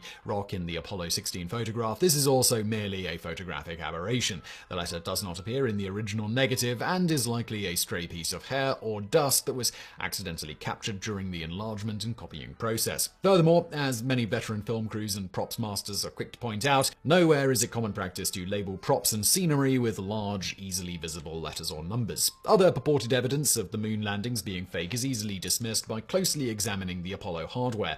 For instance, NASA planners knew full well that an American flag hanging limply in a vacuum would hardly be the most majestic or patriotic sight, which is why the lunar flag assemblies included a thin horizontal rod to keep the flag flying proudly. As for flags appearing to flap in the breeze in still photographs, this is merely an illusion caused by the flags being wrinkled. In footage of the flags being planted, the flags only move while the astronauts are handling them, and for a few seconds afterwards as the flags swing like pendulums in the vacuum before finally falling still. A close examination of the lunar module propulsion system also reveals why it produced no visible flame and left no visible crater on the lunar surface. Both the descent and ascent engines on the lunar module were fueled by a combination of Aerozine 50 and nitrogen tetroxide. The reaction of these produces a pale, nearly colorless flame. Barely visible in high-definition footage of Earth-based rockets like the Titan II ballistic missile, this exhaust would have been invisible to the primitive television cameras used to record lunar liftoffs, giving the lunar module ascent stage the appearance of a studio model being lifted by a string. But what about the lack of a crater? Well, lunar gravity is only about a sixth as strong as it is on Earth, meaning that far less powerful and destructive engines were required to get the lunar module onto and off of the lunar surface. Indeed, the lunar module descent engine had a maximum thrust of around 4,500 kilograms, about the same as the smallest rocket to achieve Earth orbit, the Japanese SS-520. This engine was also significantly throttled down during the final approach, further limiting its destructive potential. Furthermore, much of the lunar surface consists of hard bedrock covered by a thin layer of lunar soil or regolith, rarely more than a couple of centimeters deep. Thus, on landing, the lunar module would have not blasted a deep crater, but merely displaced a small amount of dust. But what about the lack of a gigantic billowing dust cloud? Well, on Earth, dust clouds are caused by fine dust particles becoming suspended in the air. In the absence of an atmosphere, dust does not billow, it simply falls to the ground at the rate of gravitational acceleration, but more on that in a bit. And speaking of dust, according to the conspiracy theorists, the remarkable crispness of the footprints the Apollo astronauts left in the lunar soil is only possible if said soil contains water, proving that the photographs were taken on Earth and not on the dry, airless lunar surface. But this argument ignores the unique properties of the lunar environment. The lunar regolith is produced over millions of years by the continual bombardment of the lunar surface by meteorites. Once settled on the lunar surface, the regolith is acted upon by the solar wind and other high-energy subatomic particles, further breaking it down into fine and extremely sharp and jagged particles. The bombardment also imparts the dust particles with a strong electrostatic charge, allowing them to clump together much like damp soil does on Earth. Indeed, this property proved a major problem for the Apollo astronauts, as the charged, highly abrasive dust stuck to everything, including the astronauts' spacesuits, and it wore down and damaged a great deal of sensitive equipment. This electrostatic cling, along with the lack of flowing water, winds, and other erosive forces on the lunar surface also means that the astronauts' footprints will likely remain crisp and perfectly preserved for millions of years until they are finally covered over by slowly accumulating layers of falling dust. While the previous examples are relatively straightforward to debunk, there still remains the curious phenomenon of the cockeyed shadows in the astronaut photographs. At first glance, this argument appears to indicate that the conspiracy theorists might actually be onto something. After all, if the only light source was the sun, wouldn't all the shadows be parallel? But once again, the solution to this supposed mystery is relatively straightforward, and was famously demonstrated in a 2008 episode of the TV show Mythbusters. In that episode, host Adam Savage constructed a scale model of the Apollo 11 landing site complete with miniature lunar lander and lit the entire scene with a single spotlight to simulate the sun. Savage discovered that the uneven terrain caused the shadows to veer off in different directions, giving the illusion of multiple light sources. But what about the most persistent and seemingly scientific argument against humans traveling to the moon, that the astronauts would have been fried by the intense radiation of the Van Allen belts? To the conspiracy theorists' credit, the Van Allen radiation belts are a very real phenomenon and do pose a serious risk to astronauts venturing beyond low Earth orbit. The twin donut-shaped regions, which lie at an altitude of 600 to 13,000 kilometers for the inner belt and 13,500 to 40,000 kilometers for the outer belt, are the result of the Earth's magnetic field capturing and accelerating high-energy subatomic particles from the solar wind and other cosmic sources. In certain places, the belts are populated by large numbers of protons with energies exceeding 100 mega-electron volts, which would kill a human within minutes. So, how did NASA get around this seemingly impenetrable barrier? Well, by doing just that. Going around it. While certain parts are extremely dangerous, the Van Allen belts are not uniform in density, with outlying zones containing significantly fewer higher energy particles. The belts are also relatively narrow, occupying only a fraction of the path between the Earth and the Moon. NASA planners were thus able to design the Apollo spacecraft's Translunar Injection, or TLI, course to skirt around the edges of the Van Allen belts and avoid the more dangerous zones. The time spent within the belts themselves was also extremely brief, around 60 minutes total for both the outbound and return flights, meaning the astronauts were exposed to only minimal amounts of radiation. The spacecraft itself also incorporated a great deal of radiation shielding in the form of aluminium plates, instrument panels, and propellant and oxygen tanks, further reducing the crew's exposure. Indeed, the astronauts' total exposure upon returning from the moon was found to be 0.46 rads, equivalent to 46 chest x-rays. Thus, while the Van Allen belts were indeed a known and serious hazard, with a little planning, this obstacle was easily overcome, almost as if NASA has a lot of people working there who know exactly what they're doing. But while debunking these common arguments clearly reveals the flimsy evidence on which most moon landing conspiracy theories are built, ultimately all this proves is that if the moon landing was faked, NASA did not make any obvious mistakes. It does not definitively prove that the Apollo landings actually took place. So how can we physically confirm in the present day that humans actually walked on the moon? One method is to shine a laser at the moon. All 6 Apollo missions deployed a piece of equipment called the Apollo Lunar Surface Experiments Package, or ALSEP, an automated laboratory for studying the lunar environment. Powered by a radioisotope thermal generator, or RTG, the ALSEPs were designed to remain on the lunar surface and transmit data on seismic activity, subatomic particles, and other phenomena back to Earth. In addition to the main ALSEP package, Apollos 11, 14, and 15 also deployed a device known as the Lunar Laser Ranging Experiment, or LLR, a small array of corner retroreflectors that reflect light back in the direction it arrives. These were designed to allow scientists to accurately measure the distance between the Earth and the Moon. To accomplish this, a powerful laser, such as the Apache Point Observatory Lunar Laser Ranging Operation, or APOLLO, in New Mexico, is fired at the LRRs on the lunar surface, and the time for the beam to bounce back is measured. Given the extreme distances involved and the small size of the target, actually hitting the reflectors is something of a challenge, which scientists liken to using a rifle to hit a moving dime 3 kilometers away. Furthermore, only a very small proportion, about 1 in 1 sextillion of the photons fired at the moon, make it back to Earth and require specialized sensors to detect. Yet, despite these challenges, using the LRR, scientists are able to measure the distance to the moon with an accuracy of a few millimeters, the equivalent of measuring the distance between Los Angeles and New York to within the width of a human hair.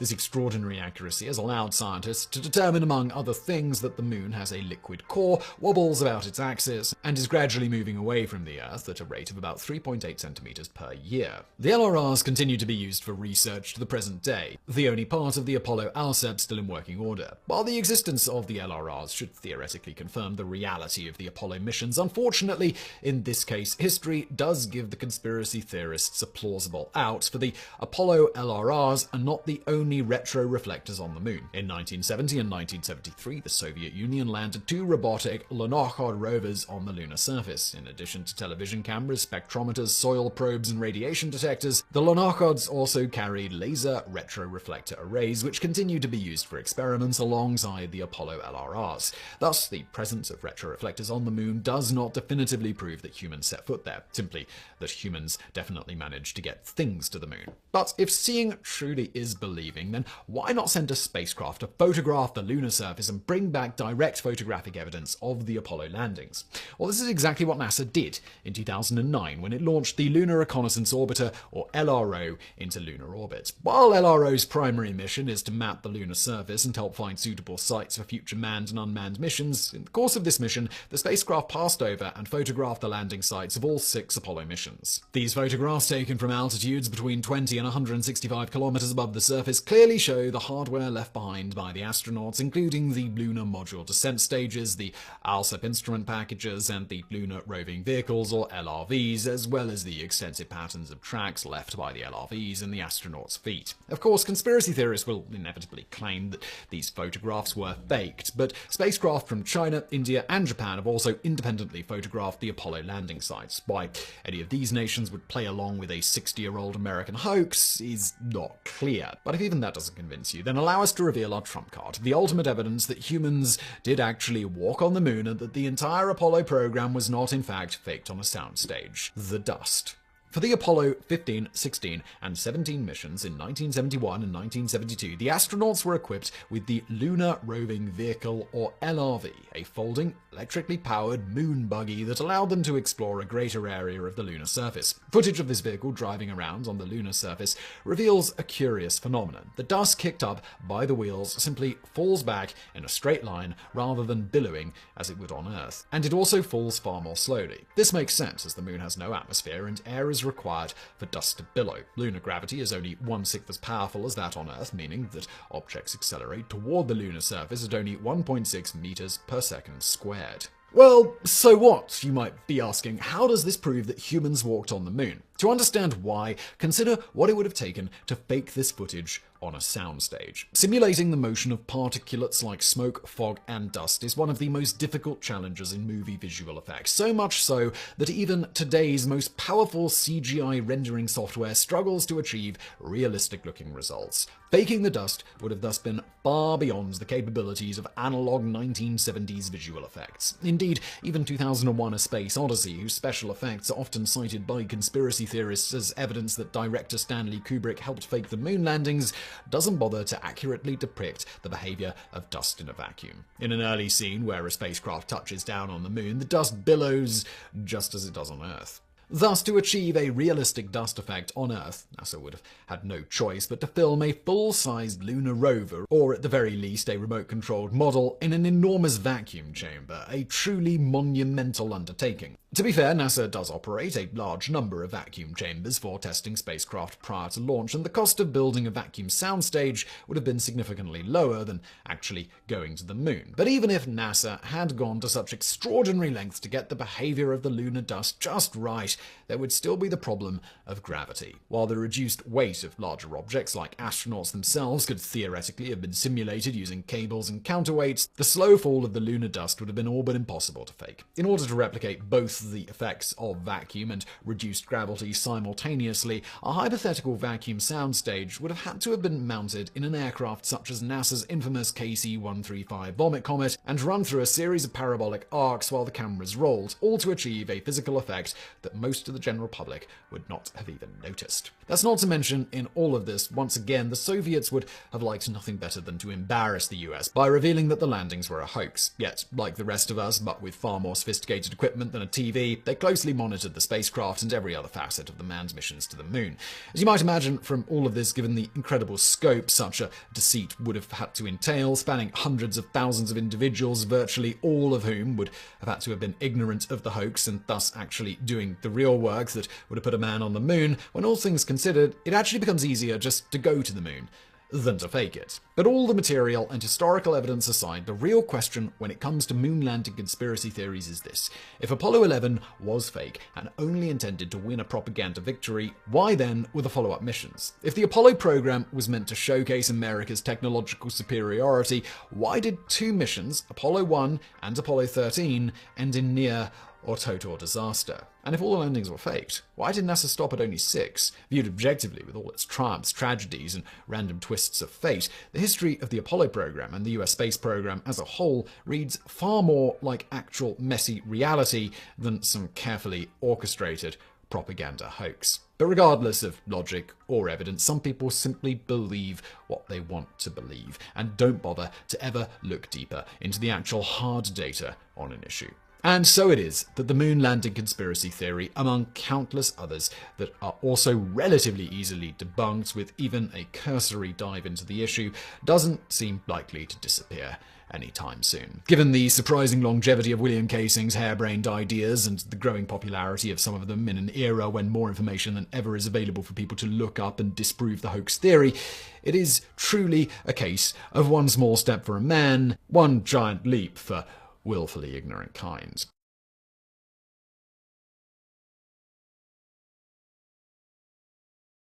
So-called chemtrails, though more technically known as contrails, first appeared behind planes going all the way back to the earliest days of high-altitude flight. One of the earliest known surviving references of such occurred when an American soldier by the name of Captain Ward Wells observed a peculiar sight in the heavens in October of 1918, with his letter written on the subject eventually being published in Scientific American not long after. It read, "Our attention was first drawn to the sky by the sudden appearance of several strange and startling clouds, long, graceful, looping ribbons of white. These were tapering to a point at one end, and at the other, where they dissolved into nothingness, 60 degrees across the sky, were about as broad as the width of a finger held arm's distance from the eye. One close observation we noticed some distance ahead of each cloud pointed the tiny speck of a chase plane. Apparently, the churning of the air was all that was needed to upset the delicately balanced meteorological conditions and precipitate this strange cloud formation. I had seen ships leave their tracks in the clouds similar to those of little sea animals in the wet sands at the shore, but never before had I seen a plane writing in white upon the blue slate of the sky."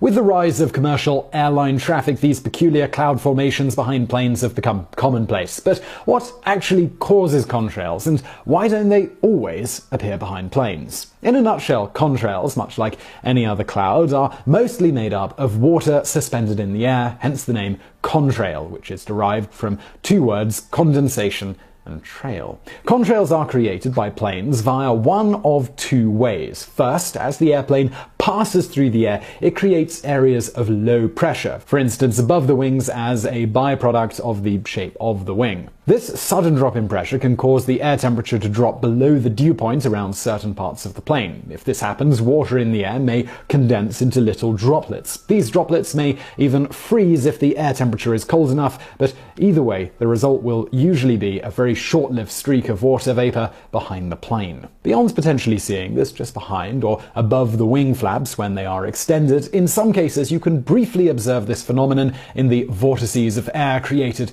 at the ends of the wings. In this case, you'll see spiraling, corkscrew-looking vapor trailing the plane's wingtips. You may also observe this effect in the intake of the engines of commercial airplanes if humidity levels are high enough. As in the other cases, this is caused by a drop in air pressure resulting in water condensing in the intake, creating something of a little cloud inside said intake. Similarly, you occasionally might see contrails form at the tips of propellers in certain conditions for the same reason. All this said, these types of contrails aren't the ones you're seeing when you look up high in the sky as commercial planes fly overhead. Rather, this type of low-pressure induced contrail is more likely to show up when a plane is making high-speed maneuvers in high-humidity air. For example, it's not uncommon to see this when a fighter jet takes off from an aircraft carrier. So what about the far more commonly observed contrails streaming behind planes flying at high altitude? Well, this is a byproduct of burning jet fuel in air that is extremely cold, though otherwise they aren't really any different from the former contrails. They're both simply caused by water condensing. Just in one case it's the water already in the atmosphere condensing, and in the other case it's water that's being introduced into the air. Specifically, as the jet fuel burns, aside from other things the exhaust introduces into the atmosphere like unburned fuel and various particles, it mostly expels carbon dioxide and water. When at high altitude, where temperatures are often well below freezing, this expelled water vapor, combined with the various particles also expelled providing nucleation sites for the water, will sometimes condense and then freeze, with the result being a long white cloud being formed behind the plane. This usually begins at some distance behind the engines, as when the exhaust is initially expelled, it's quite hot. This is not totally dissimilar to how when you breathe out from your mouth during the winter, you'll often see white vapor forming several centimeters outside of your mouth as the moisture in your breath encounters the frigid air around. Further, if the air is quite dry, the mini cloud forming outside your mouth will tend to dissipate very rapidly, whereas in days with higher humidity, it will last a little longer. A similar thing is occurring in planes, but there's a lot more water vapor, there's a lot more nucleation sites being expelled, and it's often all occurring in more extreme temperatures, which means that the contrails can last for several hours. Furthermore, if the humidity is high enough, they may even potentially expand into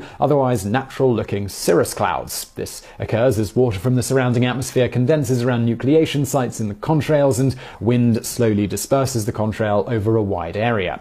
This tendency of contrails to stick around for long periods of time is also a phenomenon that's been regularly observed from the earliest days of high-altitude flight. On this note, if you notice that contrails above you form and then dissipate quickly, you can likely expect a continuation of clear weather that day, whereas if the contrails stick around for a long time and are seen to expand greatly in the interim, this means the air at high altitude is likely very humid, increasing the chances that you may have clouds, rains, or storm on the horizon. Or, it could just be the Illuminati messing with you again. Now let's jump into some bonus facts. Meteors can also cause contrail cloud formation, and this phenomenon has been documented for thousands of years. In fact, when one Major Rudolf Schroeder attempted to set a new altitude record in February of 1920, his plane's rather rapid descent after he passed out around 36,000 feet was initially misinterpreted by people on the ground as a meteor falling. You see, they couldn't see his little plane, which was an open cockpit Liebherr biplane, from that far away, but they could see the contrail that formed behind it as it plummeted towards the Earth. As for why he suddenly found himself in such a dive, it turns out Schroeder was suffering from oxygen deprivation. In an attempt to find his emergency oxygen, he briefly removed his goggles to see better, with the result being the moisture on his eyes almost freezing instantaneously. Not long after, he passed out, only regaining consciousness a few thousand feet above the ground, at which point he was successfully able to pull out of the dive and land, despite his vision being damaged, it turns out partially permanently. Now for another bonus fact, while many scientists correctly hypothesized what caused contrails once they started popping up around World War I, it wouldn't be until after World War II that a solid theory on exactly what conditions contrails would form under was settled on. In America, one Herbert Ampelman ultimately came up with such a system of prediction in 1953, with his guide on the subject widely used for decades after. It was no coincidence that concerted effort into figuring this out was put forth during World War II. Contrails provide a major problem for military planes trying to go unnoticed, and thus there was great need to figure out what exact atmospheric conditions were likely to produce contrails so the military planes could avoid those regions. Unfortunately, atmospheric conditions are notoriously unpredictable, and so even with such a guide, pilots also had to keep an eye out for whether their plane was producing a contrail at any given moment. Towards this end, the U-2 spy plane was equipped with a rear view mirror to allow the pilot to see if such a thing was happening. If it was, the general rule was to adjust altitude until the contrail stopped forming. Other efforts by the military have been put forth to stop contrails from forming via tweaking the makeup of the fuel so as to produce less particles in the exhaust and thus less nucleation sites for the water vapor to condense around.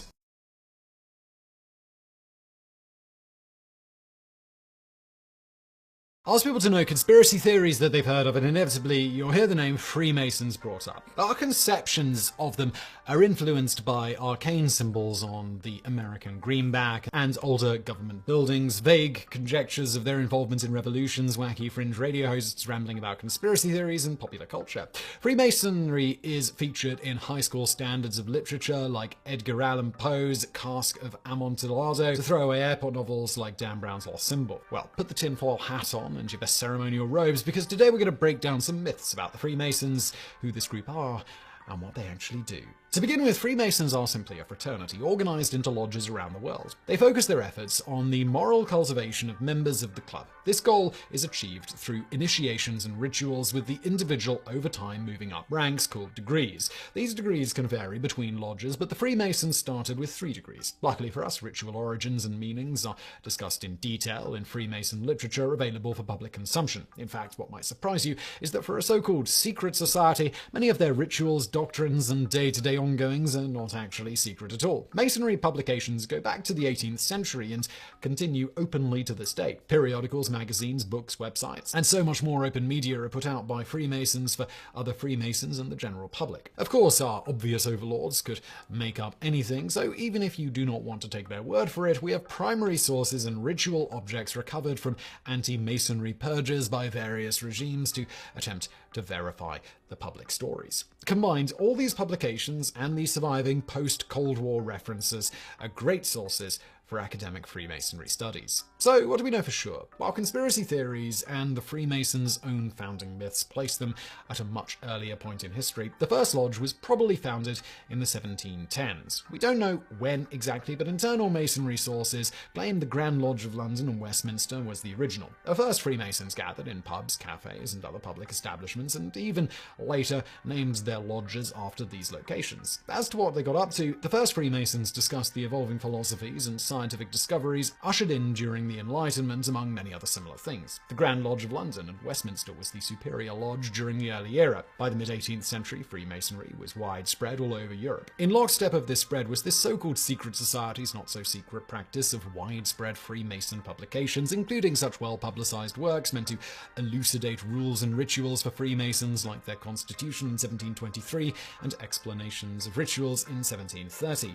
Both publications helped many prospective members understand Freemasonry before trying to join up, though even in the early days these publications were used by its opponents to attack them. While this late dating might surprise many, the Freemasons drew on older Masonry guilds and fraternities in various ways. Most pertinently, in medieval times, these guilds took care of skilled workers who cut designs into stone rather than laying stones. In the Renaissance, with the flourishing Hellenic philosophy and architecture, the guilds evolved to incorporate classical and philosophical elements as their craft evolved. The Renaissance also saw a flourishing of esotericism in Europe, a form of spirituality that includes striving for spiritual knowledge on an individual level. Jewish Kabbalah, which included mystical readings of the Hebrew Bible, became Christianized in Renaissance circles. Other esoteric currents important in the founding of Freemasonry included the Hermetic tradition, stemming from Gnosticism, and Rosicrucian fraternities based on a stream of esoteric Christianity. These fraternities and circles allowed laymen access to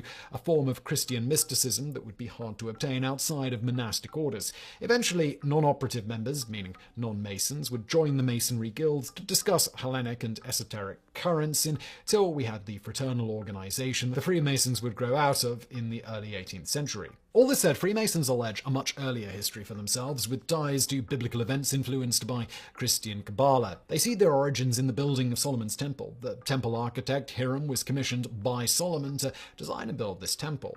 Freemasons allege he was murdered by some of the workers because he wouldn't give them God's true name. These workers buried him outside of said temple. Solomon sent Hiram's Freemason associates to find him, which they did after some time, and reburied him in the Holy of Holies, or the Sanctum Sanctorum, the area of the temple where only priests could enter and see God. The Hiramic origin plays an important part in Freemason rituals. The initiate who takes the role of Hiram is symbolically murdered, buried, and rediscovered by his Freemason peers, and then symbolically interred in the Holy of Holies. Another mythic origin ties the Freemasons to the Knights Templar. Accused of heresy by the Catholic Church as secret Satanists, for Freemasons they helped bring the legend of Hiram to Europe and merge with the Scottish Mason fraternities when they returned returned home. This supposed connection was later one of many contributing factors to the persecution by church authorities, with the Freemasons being accused of worshipping the same demon as the Templars, the goat-headed Baphomet.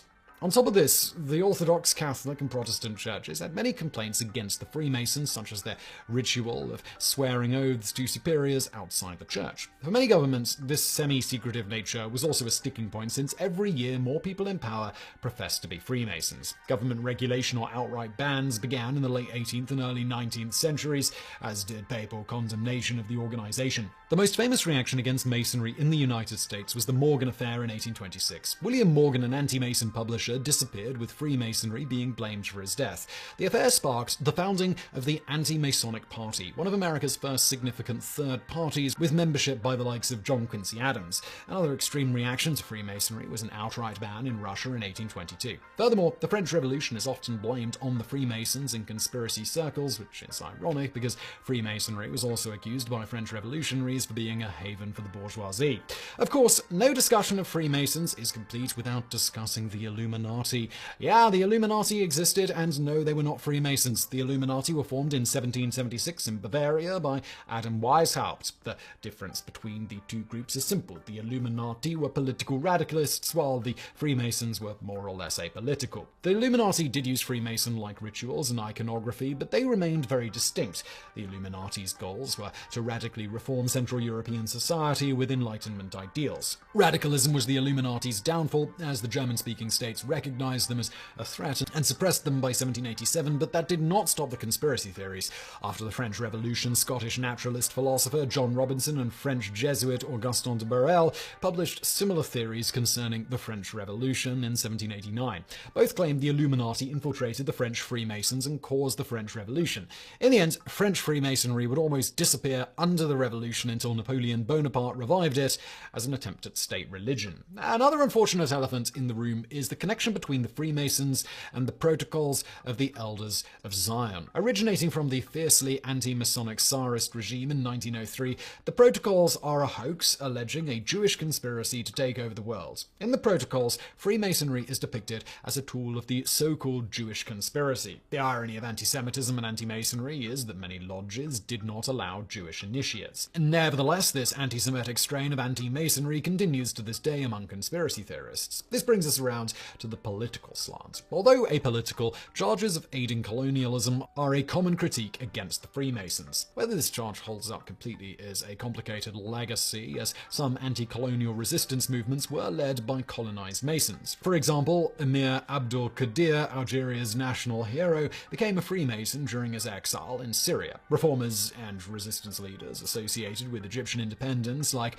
Muhammad Abdu Jamal al-Din Afghani and Saad Zaghloul, are also Freemasons. There are lodges in Africa, the Middle East, and India founded during colonial expansion with native members. In the end, Freemasonry simply allowed people from different ethnicities and religions to congregate and work together. This allowed ideas of national independence to spread amongst like-minded colonized Freemasons, and political activities resulted. Continuing with the quasi-political slant, across the pond in America, Prince Hall Freemasonry refers to African-American lodges. Prince Hall was a black abolitionist who sought to become a Freemason and opened his own lodge for fellow black Freemasons, but this was rejected by white American lodges. He thus went outside of the United States to charter his lodge with the United Grand Lodge in London in 1784.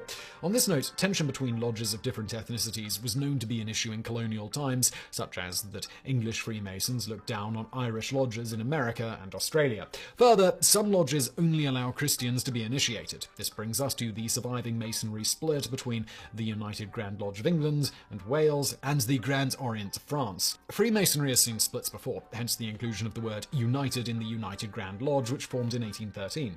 This particular split happens when the Grand Orient allowed the inclusion of atheists into Freemasonry in 1877. The United Grand Lodge allows anyone who professes faith in a Grand Architect to join, even encouraging the inclusion of Hindus, Muslims, and Sikhs in India. This split is still maintained today, as one has to profess a belief in the Grand Architect of the universe to join a lodge under the United Grand Lodge of England and Wales. Another issue that separates the two is the inclusion of women. For the United Grand Lodge, no affiliation is given to mixed or female exclusive lodges.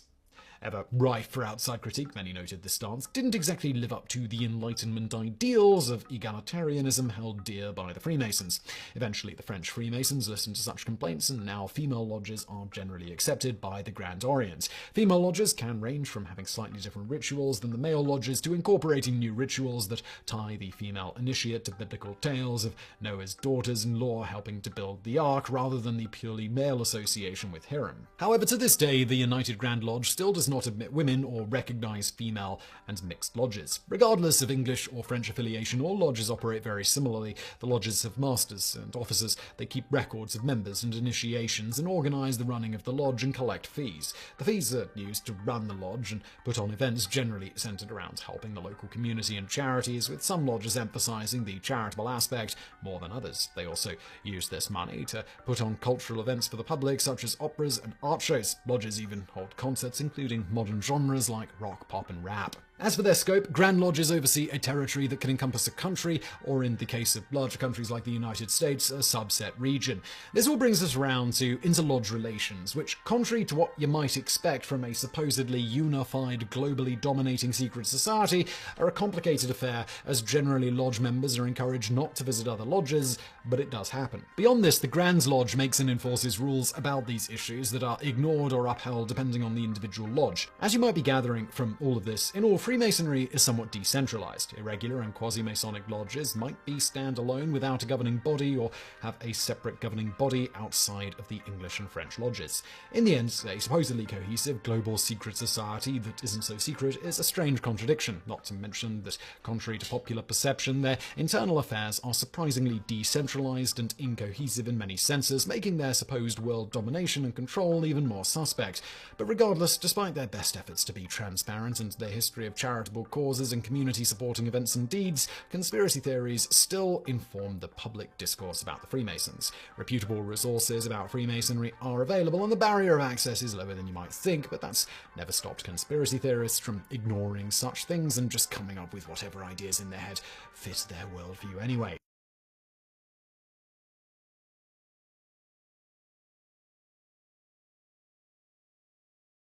Here's to my sweet Satan. I sing because I live with Satan. He will give those with him 666. There was a little tool shed where he made us suffer.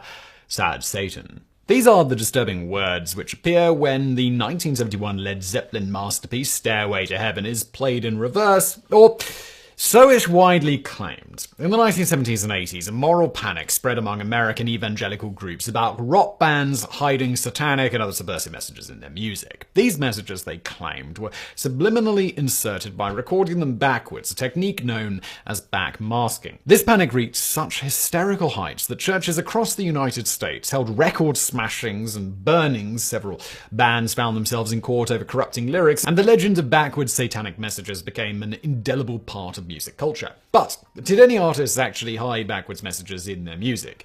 Well, yeah, but not for the reasons their evangelical critics believed. The practice of backmasking is as old as sound recording itself. Shortly after patenting the phonograph in 1877, Thomas Edison experimented with playing recorded music backwards, noting that the results sounded novel and sweet, but altogether different. The first association between backmasking and Satanism came in 1913, when British occultist Aleister Crowley, in his treatise Black Magic Book 4, recommended that those interested in black magic listen to phonographic records in reverse in order to learn how to think and speak backwards. Coincidentally, Led Zeppelin guitarist Jimmy Page would later purchase Crowley's former mansion, giving plenty of ammunition to the evangelical satanic panic crowd. Over the following decades, avant-garde composers like John Cage and Edgar Varese experimented with reversed recordings to create bold new soundscapes, a technique which was later adopted by various rock and roll groups starting in the 1960s,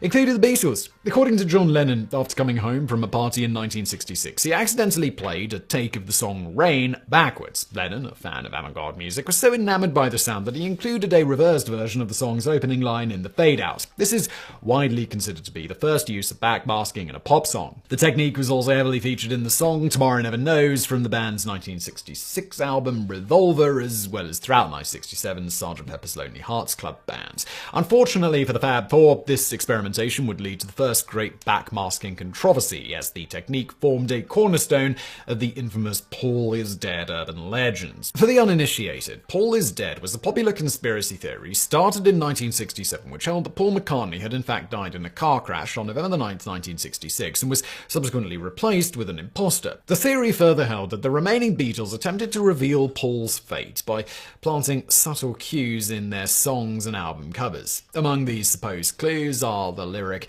"The Walrus Was Paul" from the 1968 song Glass Onion, and the cover of 1969's Abbey Road, on which Paul is barefoot and walking out of step with the rest of the band. But the most definitive clues, the theorists claimed, were revealed by playing Beatles records backwards, particularly the 1968 White Album. For example, Revolution 9 supposedly contains the message "Turn me on, dead man, while I'm so tired," yields "Paul is dead, miss him, miss him." Of course, the entire Paul is Dead rumour is complete nonsense, and while the Beatles did pioneer the use of backmasking, none of the aforementioned examples were intentional uses of the technique. Rather, the supposed secret messages are merely cases of pareidolia, the tendency of the human brain to perceive patterns in otherwise random data. Other famous examples of pareidolia include the face on the surface of Mars seen by the Viking 1 spacecraft in 1976, the face of the devil seen in the smoke billowing from the World Trade Center in 9/11, and the endless reports of Jesus and the Virgin Mary appearing on slices of toast and other objects. Research has also shown the strong influence of the observer expectancy effect, as few listeners will perceive the supposed hidden message unless they have already been primed to do so. Nonetheless, the fact that the Beatles, Jimi Hendrix, and other musicians did intentionally use backmasking for fun or artistic effect was enough to convince moral guardians that the techniques could also be used for nefarious purposes. The idea of backmasked satanic messages being intentionally hidden in rock music first emerged among American evangelical Christian groups in the late 1970s and early 1980s as part of a nationwide hysteria known as the Satanic Panic. The panic was kicked off by the 1972 publication of The Satan Seller by author Mike Walker, who claimed to have been inducted into and sexually abused by a satanic cult as a child. This was followed in 1980 by Michelle Remembers by Michelle Smith, who made similar accusations of ritual abuse. While both accounts were later exposed as frauds, they nonetheless birthed a widespread conspiracy theory that the Church of Satan and other occult groups were secretly controlling the government and the media by abducting or breeding thousands of children for use in orgies, human sacrifices, and other rituals. Throughout the 1980s and 1990s, nearly 12,000 cases of satanic ritual abuse were reported nationwide, not one of which could be substantiated by the police. According to evangelical groups, the Church of Satan spread its influence by hiding subliminal messages in popular media, particularly rock music, long considered by Christian fundamentalists to be the devil's music. As claimed by evangelical figures like self-described neuroscientist William Yarrell, such messages could bypass conscious perception entirely, directly penetrating the unconscious mind, where they could be unknowingly accepted by the listener. Among the first to popularize this notion was Christian radio host Michael Mills, who in 1981 targeted the aforementioned Stairway to Heaven for its allegedly satanic content. Other leading evangelical pastors soon followed suit, including Paul Crouch, whose Trinity Broadcasting Network did much to spread the satanic panic. In 1982, Pastor Gary Greenwood began holding public lectures on the dangers of backmasking, while churches in North Carolina, Minnesota, and other states held public record smashings and burnings. The definitive authority on backmasking, however, was Jacob Ramser, whose 1983 book, Backward Masking Unmasked, claims that effectively every rock song ever recorded contained some kind of hidden satanic message. The book was widely read in churches across the country as part of a crusade to stop the youth from listening to rock music. In addition to Led Zeppelin, Ramser's book accused dozens of other acts of hiding backmasked satanic messages in their music. One popular culprit was the Eagles' 1976 classic Hotel California, which, when played backward, allegedly reveals the message.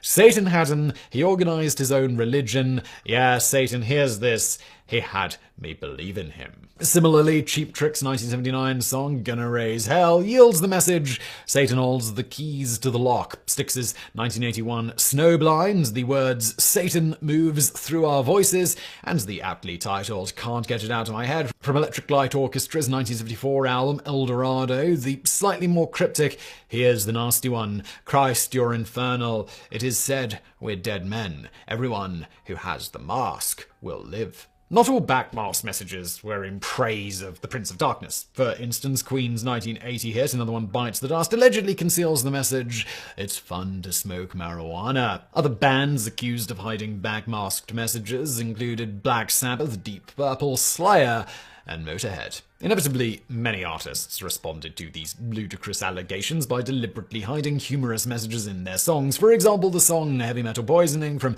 Styx's 1983 album Kilroy Was Here contains the backmasked Latin phrases Annuit Coptis and Novus Ordo Seclorum, translating as Providence favors our undertakings and New World Order. Both mottos have appeared on the reverse of the Great Seal of the United States in 1782 and are popularly associated with conspiracy theories involving the Freemasons and the Illuminati. More on the nose is ELO's 1975 song Fire on High, which when played backwards yields the words, the music is reversible, but time is not. Turn back, turn back, turn back, turn back. A similarly mocking message appears at the beginning of Pink Floyd's Empty Spaces from their 1980 album The Wall. Congratulations! You have just discovered the secret message. Please send your answer to Old Pink, care of the Funny Farm, Chalfont. The song I Remember Larry from Weird Al Yankovic's 1996 album Bad Hair Day contains the gem, wow, you must have an awful lot of free time on your hands. Yet, despite the absurd and baseless nature of the backmasking panic, it was taken seriously enough by the authorities that in 1990 the band Judas Priest found themselves in court over supposedly harmful subliminal messages in their music. On December 23, 1985, 18-year-old Raymond Belknap and 20-year-old James Vance of Reno, Nevada, ended a night of drinking, smoking marijuana, and listening to Judas Priest's album Stained Class by heading to a local playground and shooting themselves. Vance, who survived his suicide attempt, went on to claim that he and Belknap had been driven to kill themselves by lyrics such as Let's Be Dead and Do It in the song Better by You, Better Than Me. Earlier that year, a similar suit was filed against Ozzy Osbourne and CBS Records over Osbourne's song Suicide Solution, whose lyrics had allegedly driven 19-year-old California resident John Daniel McCullum to kill himself. But while that case was ultimately dismissed, absolving Osbourne of all responsibility for McCullum's death, Jerry Whitehead, the judge presiding over the Judas Priest lawsuit, ruled the subliminal messages did not count as speech and were thus not protected under the First Amendment. And so, 5 years after Belknap and Vance's attempted suicide, the case went to trial. Testifying in their own defense, the band attempted to demonstrate that any supposed subliminal messages in their work were completely accidental, with guitarist Glenn Tipton later recalling, "It's a fact that if you play speech backwards, some of it will seem to make sense. So I asked permission to go into a studio and find some perfectly innocent phonetic flukes. The lawyers didn't want to do it, but I insisted. We bought a copy of the Stained Class album in a local record shop, went into the studio, recorded it to tape, and turned it over and played it backwards. Right away we found Hey Ma, My Chair's Broken, and Give Me a Peppermint, and Help Me Keep a Job." Bill Curbishley, Judas Priest's manager, also questioned what motivation the band could have for including harmful subliminal messages, stating, "If we were going to do that, I'd be saying, buy 7 copies, not telling a couple of screwed up kids to kill themselves." Meanwhile, the prosecution was firmly convinced that Judas Priest and other bands deliberately placed harmful messages in their music and that these messages were capable of subconsciously influencing the thoughts of vulnerable youths. As the attorney of the Belknap family stated during the trial, "I believe that alcohol and heavy metal music such as Judas Priest led us to be mesmerized. Judas Priest and CBS pander this stuff to alienated teenagers. The members of the chess club, the math and science majors don't listen to this stuff. It's the dropouts, the drug and alcohol abusers. So our argument is you have a duty to be more cautious when you're dealing with a population susceptible to this stuff." Much of the prosecution's case was based on the theories of David John Oates, who claims that when people speak, they subconsciously produce hidden backmasked messages that, when played in reverse, reveal their innermost thoughts. Oates' theories, however, have been roundly dismissed as pseudoscience, and none of the prosecution's expert witnesses were able to provide convincing evidence of the subliminal messaging and subconscious manipulation. Nonetheless, the bizarre trial dragged on for nearly a month, with singer Rob Halford later recalling, "We had to sit in this courtroom in Reno for for 6 weeks. It was like Disney World. We had no idea what a subliminal message was. It was just a combination of some weird guitar sounds and the way I exhaled between lyrics. I had to sing Better By You, Better Than Me in court a cappella. I think that's when the judge thought, what am I doing here? No band goes out of its way to kill its fans. Indeed, Judge White had ultimately dismissed the case, ruling that the scientific research presented does not establish that subliminal stimuli, even if perceived, may precipitate conduct of this magnitude. The strongest evidence presented at this trial showed no behavioral effects other than anxiety,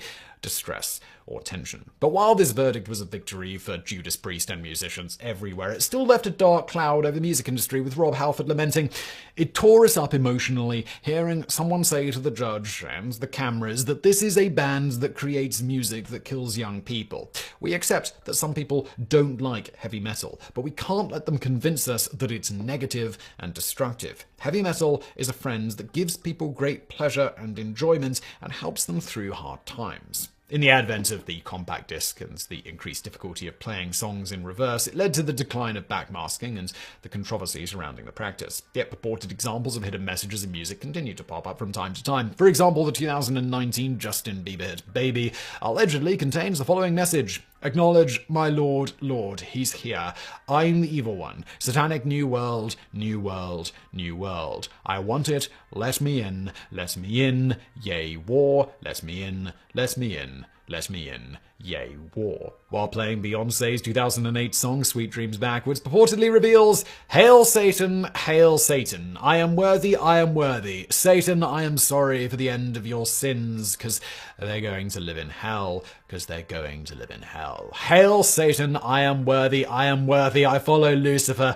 Hail Satan, cause they're going to live in hell, I follow Lucifer." But just like in the 1970s and 1980s, these supposedly satanic rants are nothing more than strange coincidences, and in some cases a lot of generous interpretation of what one is hearing. Or as recent research has revealed, it is nearly impossible to write lyrics which are comprehensible when played both backwards and forwards, except by complete accident or through laborious trial and error, nor is there any evidence that such reverse messages can be consciously or unconsciously understood, let alone influence the listener's behavior. In the end, backmasking remains, what it has always been, a mere case of pareidolia, hearing what we want to hear. But if at this point you're still convinced that hidden nefarious messages are everywhere, then all I can say is this.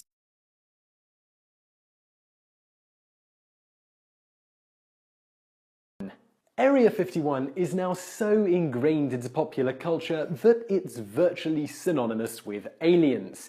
It's impossible to mention one without the other somehow creeping into the conversation. But why are the two so intrinsically linked? Why do we automatically picture little green men anytime someone so much as mentions the words Area 51?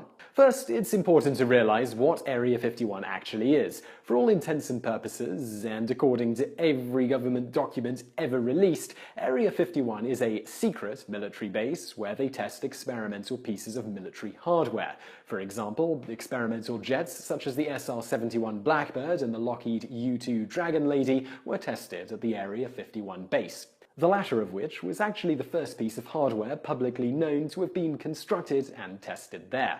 The site Area 51 was built on was supposedly first chosen due to the incredibly smooth lands found on nearby lake beds, coupled with the area's natural inaccessibility. Both of these features made it perfect for testing aircraft like the Lockheed U-2, which required a large area of flat land from which it could take off and land, while at the same time required being in an area enemies of the US couldn't, at the time, easily lay their peepers on. Understandably, for a location that deals in incredibly sensitive military information that costs billions to produce, the government has a real hard-on for keeping it secret. However, over the years, this hasn't exactly panned out. For example, on April the 19th, 1974, astronauts taking part in a Skylab mission accidentally photographed the airfield at Groom Lake. Groom Lake is an alternative name for Area 51. The funny part of this is that the photo wasn't taken by the ship the astronauts were on. It was taken by one of the astronauts when he pointed his camera out of the window. This is despite the fact that said astronaut was under specific instructions not to take pictures of that particular area of Earth. It's not currently known whether or not this event was a mistake by the astronaut or a conscious decision on his behalf. The first known picture of the site to eke its way into the public domain was taken in 1968 during a US geological survey. However, as far back as 1955, papers have made passing reference to the facility, referring to it as a super-secret Atomic Energy Commission installation. They obviously sucked at naming things back then. Though the government has always maintained a rather tight-lipped stance on the base, slip-ups have been made in the past. For example, there is a document where Area 51 is referred to by name by the then CIA director Richard Helms in a secret memo discussing air reconnaissance of North Vietnam in 1967. However, for the most part, the government has always either remained coy or simply ignored the site altogether when referring to it in official documentation. As for what it's actually like to work at Area 51, unlike pop culture would have you believe, the people who worked there aren't forbidden from ever speaking to their family or held in giant underground bunkers a la Independence Day. Just ask James Noyce, who worked in the secret facility for decades. Though James has been sworn to secrecy, as to be expected when you work on highly experimental, classified government projects, he's free to talk about his experiences there. For example, James noted that he was always paid in cash, whereas others were paid in checks from companies they didn't work for. Even more interesting, when a plane from Area 51 crashed once, James was tasked with confiscating the cameras of a nearby family, who were quickly rewarded with a fat stack of cash for their silence. So why do we think aliens are stored there? Although the testimonials of people like James, trusted government and military officials with decades of experience, do include a number of telling facts about Area 51, he and the other people who've spoken out about it have never once alluded to any sort of alien activity ever occurring there. But of course the government would say that governments lie all the time about stuff like this. So what about Roswell? Surely that's where all the rumors started, right? Well, not so much. Though today some conspiracy theorists believe that the craft that crashed at Roswell was of alien origin and that it was or is now being stored in Area 51, when the incident first took place, Area 51 wasn't mentioned in any documentation from that time. Not to mention the fact that the two sites are hundreds of miles apart. If the wreckage was of alien origin and it was moved, it's likely the government would have moved it somewhere closer. Though the Roswell Daily Record from the 6th of July 1947 did feature the words "flying saucer" on its front page, secret government facilities, and in particular Area 51, were not mentioned. It would be another 20 years before Area 51 was even referred to in an official sense. People back then had no idea it even existed, meaning that they'd have been unable to suggest that the wreckage could have been taken there, even if they did believe it was of extraterrestrial origin. In fact, it would appear that the stories about aliens being held in Area 51 are a rather recent invention. It wasn't until 1989 when the awesomely named Robert Lazar appeared on a Las Vegas TV station under the guise of a government scientist and stated that Area 51 was just full of alien technology that interest in Area 51 and aliens really started to gain momentum. We should mention that almost as soon as Lazar appeared on TV, every single one of his credentials was pulled to pieces. No school he claimed to attend had ever heard of him, and the science behind his theories was soundly debunked.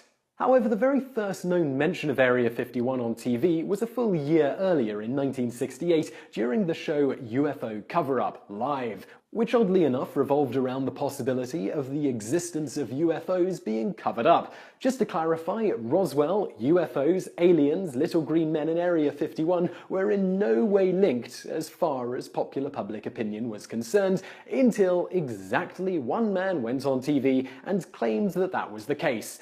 Go science!